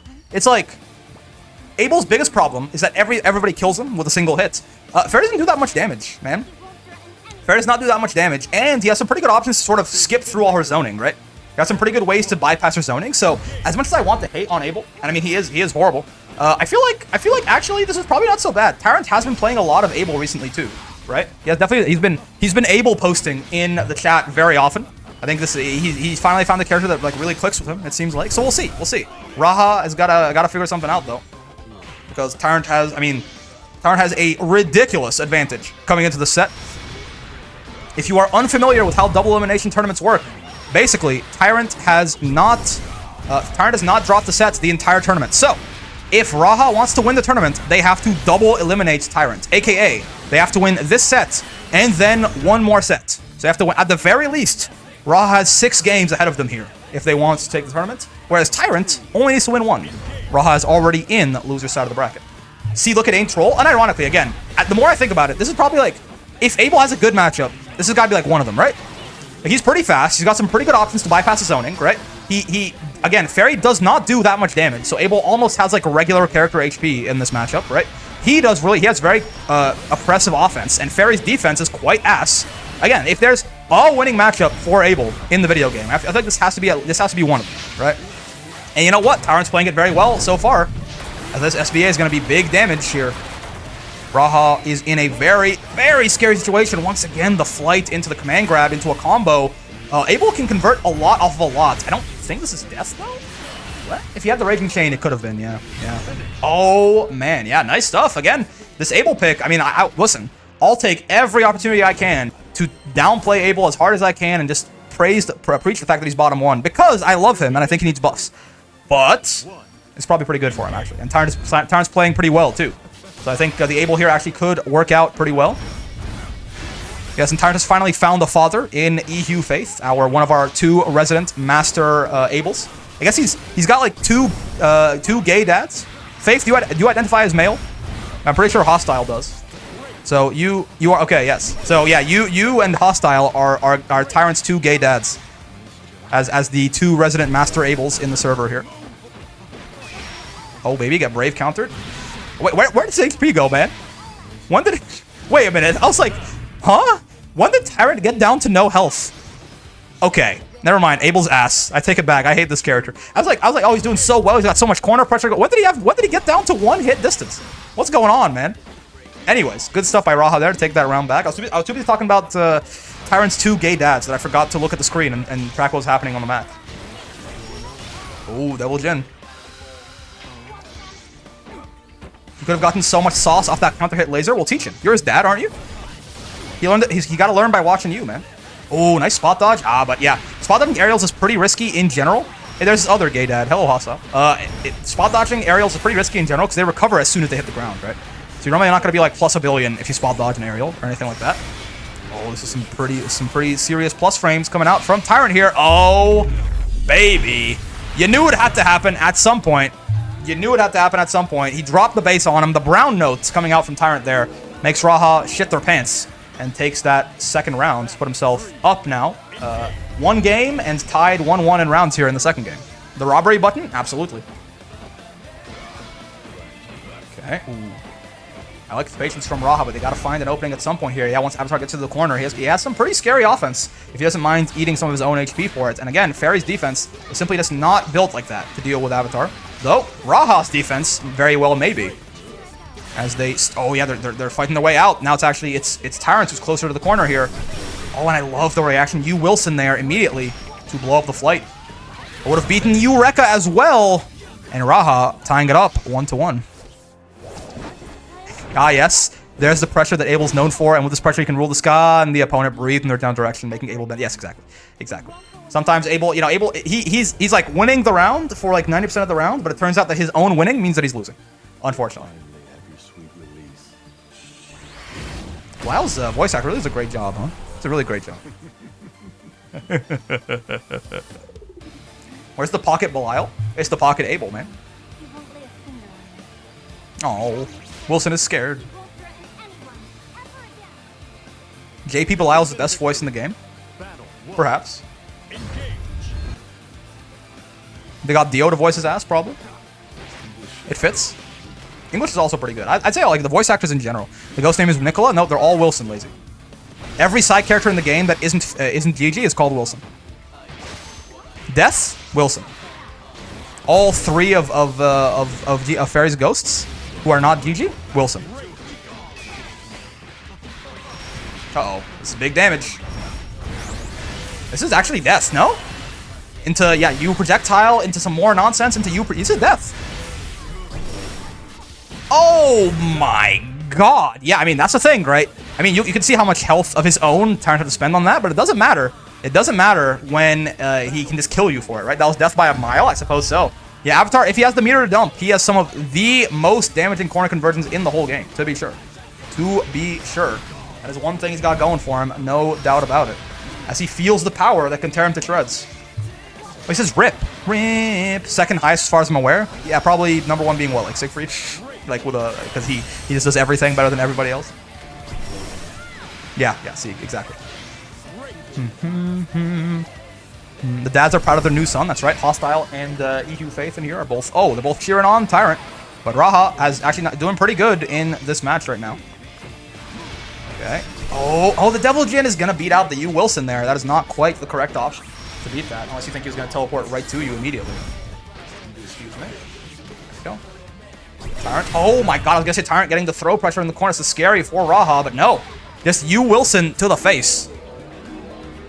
For Raha to tie it up here 1-1 now in rounds in this third game here.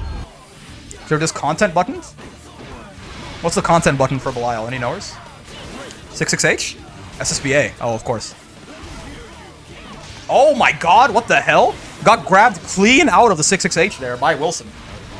That was pretty funny. Ow. Well, oh, spot good. You have to spot dodge that, indeed. Can't roll it either. It sweeps too low to the ground. Round start, M flight into command grab, so true. Oh, nice. Yeah, that you can. Just like how Raha was doing. I think it was Raha. One of Raha or Cal was hitting ultimate Tessera there from Lucillus, right? You can definitely do it the same thing with the ultimate Rekka, ultimate Claw there from Tyrant. Looking kind of scary now for Tyrant, in fact. I mean, they're on chip distance. A single Gespenst will reduce... Yeah, I mean, this... On the bright side, for Avatar mains, once he's in chip range, suddenly, none of his moves hurt him anymore. Have you considered the fact that it removes his main weakness? He has infinite specials. Oh, wait, hold on a minute. This could actually be death very quickly here for Raha if Tyrant gets the hits. And this is, in fact, going to be death. And you know what? He finishes it with the base drop just to be funny. Just to be extra funny about it. This should, I believe it's 2-1. We still have at least one. Yeah, it is. So one more game to play at the very least. But that was a, yeah, I mean... I would say it's a hell of a comeback, but at the same time, like 0 HP for Avatar and like no Brave points, like 70% HP for Fairy on full meter Avatar. That was like they were both one hit away anyways, right? But yeah, see, at this point, Raha, I mean, you've played 3 games already, and you have to at most play 5 more games there if you want to win the set. Oh, counter hit, thick 6H, pull out the clips. Oh no, doesn't get the full conversion he was looking for. But again, counter at 668 for Avatar. This is where it's like some of his highest damage in the game will come off of that. But hold on. Raha's still in danger here. Don't get it twisted. Ultimate GG is a missile sent from hell to kill low tiers. Which Avatar Belial is certainly one of. That is plus on block. That follow-up right there. Oh, nice. The light Wilson calling out the stomp there from Tyrant. Ultimate GG. Oh, not gonna... I thought Ultimate GG was gonna last long enough to still kill there. It didn't. Oh my god, no punish from the 2H. Oh, chip distance now for Tyrant, but ultimate DP. What in the hell? Okay. Run up ultimate DP on his own offense. Interesting. Tyrant now on tournament points, potentially. Let's see how he feels. Raha, I mean, you've got a hell of a mountain to climb, but you can climb it. It's been close so far. Raha's not been getting stomped by any imagination. They just have to play well, and they have to play very well for a very consistent amount of time. Oh, 668 block. That is punishable. That is why it's the content button. Ow. Oh, spot dodge trying to bait a brave counter. Raha does not bite. SSBA on deck for Tyrant. Of course, suddenly it becomes a very centralizing option. He's going to do it right here. I got hit. I would have jumped. I got hit. I mean, honestly, I'd probably take that. I would rather get hit by the DP. Exactly, right? I'd probably rather get hit by the DP than get hit by SSBA. Like, I would just guess jump there. I mean, if you were... I would have just probably done strike or something. But, regardless, Raha staying alive there. And Tyrant still, by the way, on tournament points, potentially, right? Again, this is the problem. Yes, it is in fact game point. This is a problem with being down like this for Raha. I mean, they're playing very well, they're staying alive, but every single round is just like fight for your life at this point, right? So you gotta have that mental fortitude to not let it get to you too much. You gotta make that comeback. Oh, it's a big conversion. It's a big conversion. Fairy again. Avatar does a lot of damage, and Fairy does not have a lot of health. It's a really bad combination. What in God's name? What is combo limit? Oh, nice. Doesn't get caught by the reset into the command grab. Avatar simply does not, he has not heard of combo limit. Spot out as a double gen. Any touch could be death here for Raha. Spot as the ultimate Hecko. Doesn't get a punish off of it, though. And that counter hit 6-6L should do it. Unless Tyrant drops. No, he does not. Avatar Belial has won a tournament, ladies and gentlemen. He somehow managed to do it. Very well played stuff. Again, this probably, if Avatar was going to do it in any way, I feel like versus Fairy is probably like the only way he could do it. But very well played by Tyrant there regardless, right? Very well played by Tyrant, very well played by Raha, but that is going to be Tyrant taking that down there. And Raha, unfortunately, I mean, very well played to them, but placing second there to Tyrant and his cast of characters. Really good stuff. Hello. Hello, hello, hello. I am dying. That's indeed. Yes, you are. The people's champ. And I mean, he plays. If you main a character, Tyrant has probably represented, like to an extent, he's probably represented them, right? So you know, if technically, if you main any of the characters that Tyrant plays, your character just won that tournament. So, the people's champ indeed. How you feeling, man? How you doing? Well, today has been a very eventful day for me. So I got news earlier that my nephew survived his life-threatening surgery. He had a 20% chance to survive, and he did. Holy crap! Now this. Do not equivocate these two things. Like, I mean, obviously one's more important than the other, but I just like... Yeah, no, I know. That's awesome. That's obviously great news. Congratulations to your nephew for being an absolute tank. Beat it, never tell me the odds. And I mean, again, not quite the same level of thing, but congratulations to you as well for playing very well today on a rotating cast of characters, as always, and taking that tournament. AGI set, I felt evil because he swapped to Ladima and I immediately went to the I think you forced me to put in a rule here. I think next week I'm probably gonna have to make it so that you can only switch characters if you lose, because that was too much. Honestly, I'm surprised you didn't yet, because there's so many scenarios where that could be like exploited if you didn't like, put it in. It didn't happen yet.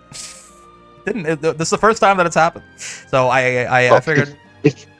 If anyone was going to force it, it was going to be me. Come on. Yes. I mean, every law in history exists because somebody did something dumb. Okay? Yeah, you ruined it for everybody. Congratulations. You ruined it for everyone, Tyrant. I hope you're happy with yourself.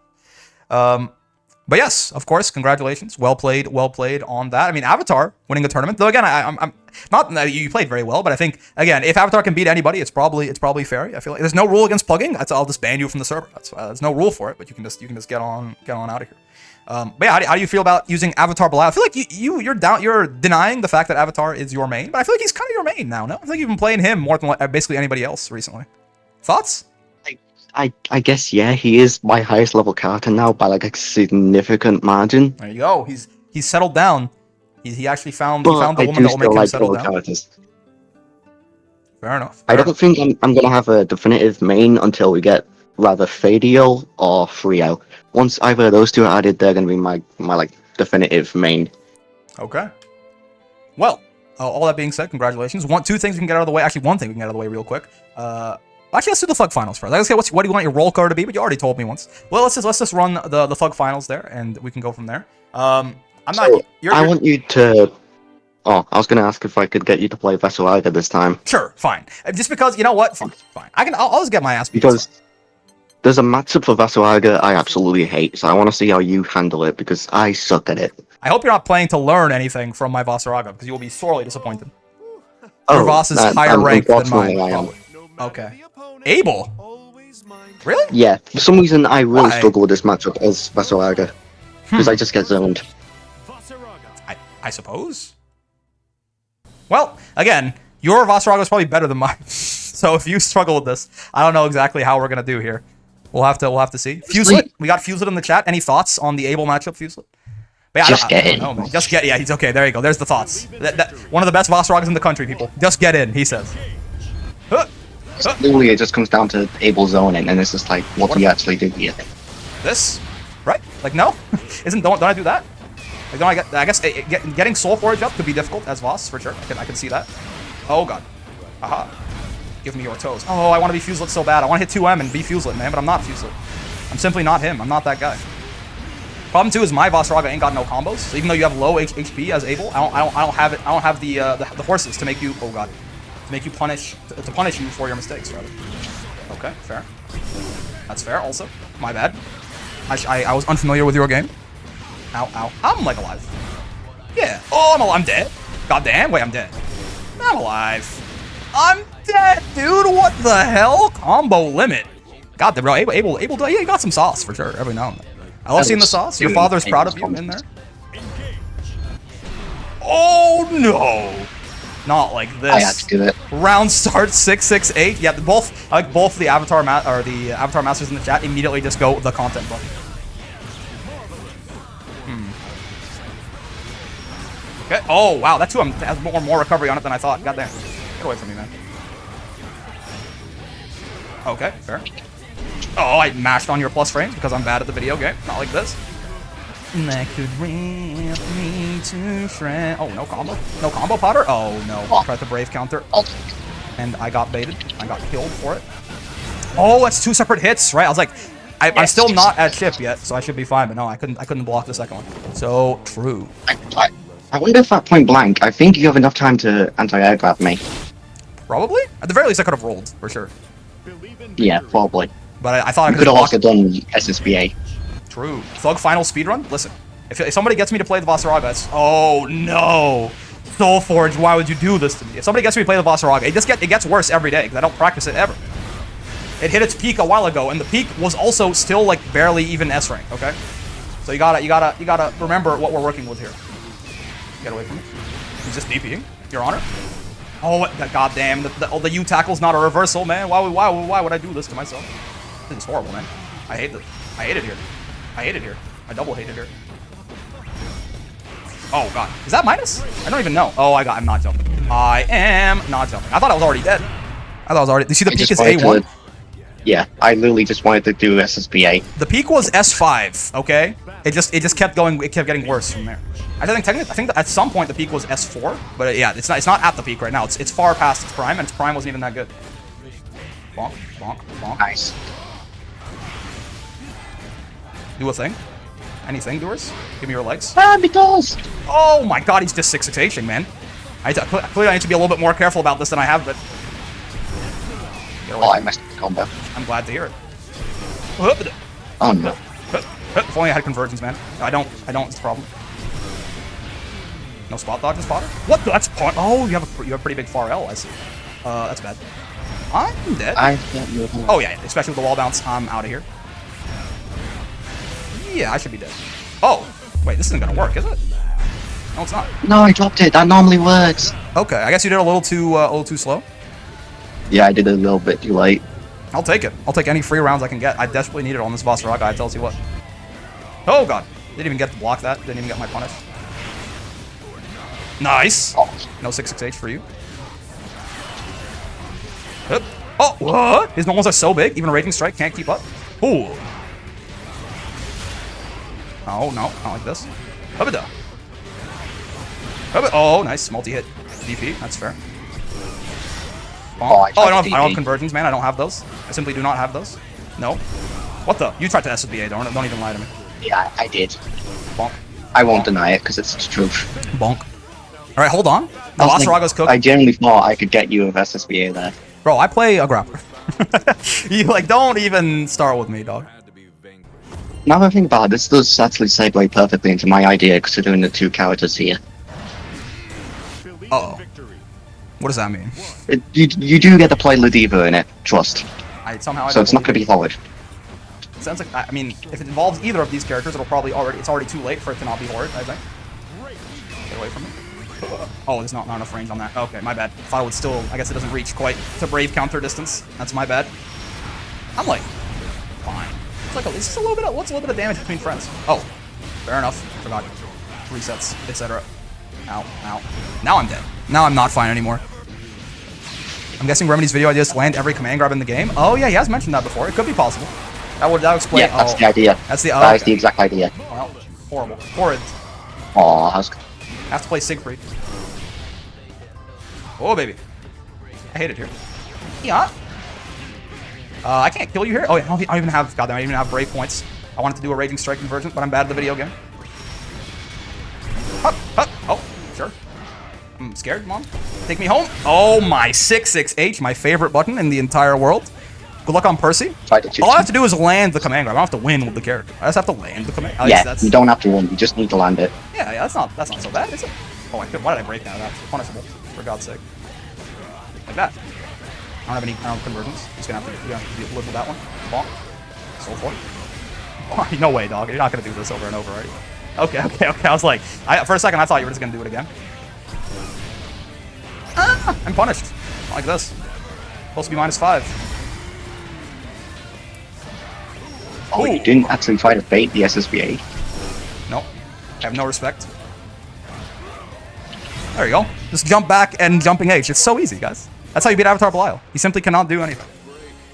You can't space. You can't even space Avatar 6 station being unpunishable. It's so depressing. He's bottom 1, man. Character's ass. All the more reason for me to do it. It's just like, you're killing yourself, man. I'm playing Avatar. I already am. Yeah, don't do it even more by just 6-6-Hing over and over. You can do better than this. I believe in you. Ah. Oh, that's not the move that I'm trying to do. I was trying to do the projectile. What the hell? Oh, it's punishable, but not by that. I see. Bonk. Oh. Hey, minus on block. Don't mind if I do. Soul Forge. Oh, DP. Fair. Get away from me. Soul Forge. Oh, my Soul Forge, man. I've been scammed. Oh, goddamn. You tackle not being a reversal. Somebody help. Send Vasaraga to intensive care immediately. Get away from me. 6-6-H. Uh oh. What do you think? What do you think? Oh my god. Oh, I don't have convergence. You're fine. Cool. Oh, you ran into it. Thank you. It was out of range. Thank you very much. I thought you were going to 6-6-H, to be honest. Why is dive kick blockable in the air? Because the character's bottom 1. That's fair. I've been doing that a lot. Wish I had a reversal. Hit. Hit. Hit. Okay. If I was Fuselight, you'd be dead. But I'm not Fuselight, so you're fine. That's like the most I can do. Hit. Oh, no. I'm so slow. I'm talking about, like, mentally. Oh, no conversion. That sucked. Give me your toes. Oh, he's not going to give me his toe. Why did I hit 2M there? It's not an RA button, bro. It's a 9-frame low. On the bright side, if I do manage to get another chance to hit you here, you will be very dead. There's no shot you don't try to reset me into SSBA here, right? Like, simply... Yeah. I said it. Ah, come on, man. Yeah, but that's why I wanted to do it. I thought because you thought I wasn't going to do it. No, I mean, I knew you were, though. Yeah, well, good games, good game. I mean, I don't know if there was anything to learn there as far as how to play Vasaraga in that. I think you more so learned like how to not play Abel in that matchup. Don't just 6-6-H all the time. But yes, 6-6-H is fun. It is fun. You did get a couple of counter hits on me too. It's like once I realized that was like all you were gonna do, I was like, okay, hold on a minute, what the hell is going on here? Okay, yeah, but that. So the video idea then is that right? Is there any more detail to it than just land every command grab in the game in a single video? I mean, that is the basic idea, but if you really want to suffer, you could try and do it without losing a round. If you lose a round, you have to start from the beginning. Okay, that's just simply not. I can't win. Like I can't. If I didn't even have to land the command grabs and I just had to win, 8 matches in a row with like Vera, Percy, Bub, Sigfreed, Avatar, Lediva, Belial, then I couldn't do it. Like perfectly. Yeah, easy. Like I already did it with Lediva, right? So it shouldn't be. Funny enough, Leia actually might be kind of hard depending on who I run, because I'll be doing it in ranked, right? So depending on who I run into in Master, like, land the command grab will be easy. But I guess if we're talking about winning, landing the command grab will be really, really, really easy. Okay, so yes, Vera. The list looks like it's Vera, Percival, Bubs, Sigfreed, Avatar, Lediva, Belial, and Charlotta. That sounds right. Yeah, that sounds like everyone. I think that's everyone. You have to use Belial's M command grab. What the hell does that even mean? Which one's that? Not Belial's M, not the really slow one, the one that's like 80 frames. Yeah, Belial has a command grab, but it's the EX. I don't know the EX one. I don't think I've ever been hit by, or maybe I have been hit by the non-EX one, but I don't think I even knew it existed for a second. You're not allowed to use the EX? Get the hell. I'm landing the command grabs, okay? Yes, Abel's 42 frame command grab. Wait, Abel? Abel has a command grab that isn't SSBA? Abel has the flight one. Oh, right. Yeah. Right. Of course. Yeah, I guess for characters with multiple, I'm gonna have to make a list. Okay. No, the versions don't count. Versions do not count. I don't have to land like light, like, because for example, on like landing medium SPD on Lediva is like tough, man. That move is like nobody uses that shit ever for good reason. But okay, with Abel that'd be an absolute nightmare because you'd have to do all 3 flight versions into command grab. Yes. It's bad. It's bad enough I have to do every single bunch of different characters. I think we'll keep it as I'll land 1 version of every command grab in the game in a single video. How's that sound? As long as it's outside of a combo. Yeah. Okay, fair enough. I will, by the way, I Because will try to otherwise, do that's this. why I would just do medium. Yeah, that's true. I will try to do this. Okay? Yeah. We'll see. Okay. I will give it a good attempt. I'll give it like a good hour, and then we'll see. I think that's probably the time limit I'll put on myself. Is 1 hour. All right. Also, Awesome. I just realized this is my 4th time in Gun Finals, I think. Yeah, I mean, you're pretty consistently good, man. And What the hell's going on? Yeah, technically you haven't won a back-to-back one yet, because Floral knocked you out last time. So we'll have to see. Yeah, because a certain Vasaraga player decided to get me to play Vas. Well, to be fair, he didn't make you do anything. You had full I know, agency that's the worst there. part. That is the worst part. Yeah, I see you in chat, Fusely. You're not sneaky. he's trying to be sneaky. But yeah, the scheme's got to stay in the tournament. Listen, you can win as many times in a row as you want, as long as you meet the rank restrictions. Then I'm not gonna unless it gets like ridiculous, I suppose. But like 2 wins in a row, that's fine. Anyways, all that being said, Someone wins like 5 tournaments in a row, then at that point I'd say like, okay, yeah, that's probably a bit too much. Do you say they're gonna graduate? No. Co-American said that. I said they don't. But I mean, it's more so like, if I think somebody is smurfing straight, like technically, you know, like Floral, for example, even there's an argument she probably shouldn't have even participated last week, because like, she was S+, but like, she got to S++ in like 30 minutes of ranked, right? Like, I you know, same thing that like, same reason I didn't let Co-American join either. Like, he was S with his Lodiva, but I was like, dude, you just don't play ranked is the problem. If you played ranked for like a day, you'd be S++. And lo and behold, right? So if Tyrant's starting to give me that sort of that smelly smell that he might be a bit of a smurf, but I'll keep him in here for now. I only play ranked. Like, I legitimately only play ranked. Yeah, it's because you spread it across a bunch of different characters, but like you're not, you gods can bleed. You're beatable here, so I don't think it's that big of a problem, probably. Anyways, I tried getting Avatar to S+, dropped back down to A. Tried to get him back up to S. Yeah, I mean, we're S+ is also, we've expanded it to S+, so that's made the problem a little bit less meaningful. Anyways, we don't have that many S++ Smurfs that have like S rank characters. Regardless, video idea, I got you. Thug finals, I got you. Roll color, purple again? Yeah. Okay, sounds good. Well, any last words for your adoring fans before I kick you out? Yeah. GG Raha, GG Cal, GG AJR, GG everyone else, and wait, Raha. I can still hear you. Raha, what the hell are you planning? Oh, Raha. Oh, yeah, Raha's saying I can't let Tyrant leave the tournament till I beat him. That was a bit of a tongue twister for me. So am I just gonna be stuck here then for like the next like 10 hours? Oh, well, no. I think they can't let you graduate until like you have to stay join the brackets until they beat you at least once. Also, that's rude. I mean, it could take them 10 hours to beat you in a single set. God damn. I mean, if he's able to be my avatar, then maybe. There you go. Anu got their wish. There you go, Anu. There's the joke. Yes, the patented Tyrant puns. Get the hell out of here. You know what? And, I'm kicking you. Yeah, give Avatar more help. I'm actually with, but get the hell out of here, man. Okay. The nerve of some people making puns on my YouTube channel. God damn. All right, well, I'm gonna close this stage now. Hope you guys all had a good time. I'm gonna go record the outro, but yeah. And tomorrow, obviously, is the open bracket, so make sure you come to that if you are. I mean, everybody's eligible, so make sure you come to that if you've got the time. And otherwise, I will see you guys later. Bye-bye. All right, cool. That's that stage. I don't stream anywhere like on Twitch or YouTube or anything like that, but I do stream it to the Discord server there in a little stage. So that was me killing that. And now here we are for the outro. So if you made it this far into the video, and I mean, you know, in this case, if you've made it this far into this video, this is a long video. We do a little bit better now that we have a lot of best of threes. I think I do like that pacing still, like more, right? Like if you made it this far in the video, right? I got 4 things for you, and I feel like you're probably interested in these things. So hear me out. For number 1, join the Discord server. It's linked down there in the description for you. It's where we do all these tournaments. The intermediate bracket happens at Wednesdays on Wednesdays at 5 p.m. EST. The open bracket happens on Thursdays at 6 p.m. EST. So if you're interested in either of those, intermediate is S+ and below. Open is for everybody. So if you're interested in those, I encourage you to join the Discord, but I also encourage you to please keep it the nice and welcoming place it currently is. So you don't really have to be worried about anybody. I can just bring people on stage and have them talk, and everyone's super nice, and everyone in chat's super nice, and nobody's really moderated or banned or anything, but if I have to ban somebody, I will, and if that's you, then I will ban you. So, don't let it be you. So simple, right? So simple. Just be nice. Number 2, if you liked the video, and if you made it this far, I know you did, get down there and like the damn video, man. Come on, it's free. It don't cost you nothing. It helps out the channel a lot, and I appreciate it greatly, of course. While you're there, for number 3, that subscribe button, that bell button, they are right down here. We'll keep you up to date with all of this content we throw at you.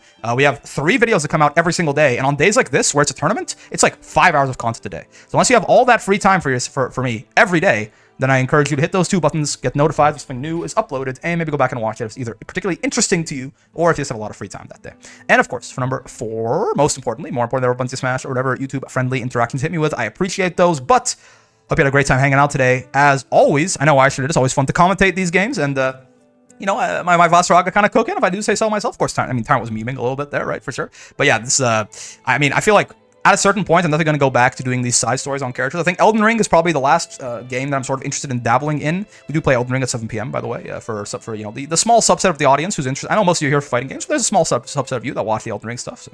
But once we're done with that, I'm probably just going to go right back to like all 3 videos a day being Granblue. Like I want to do like a Saurus to master and a Vasaraga to master and things like that. So hopefully we can get these characters a little bit less rusty than they currently are. Regardless, having a lot of fun with Granblue. There's going to be a lot more coming your way, but until then, I will see you in the next one. Peace.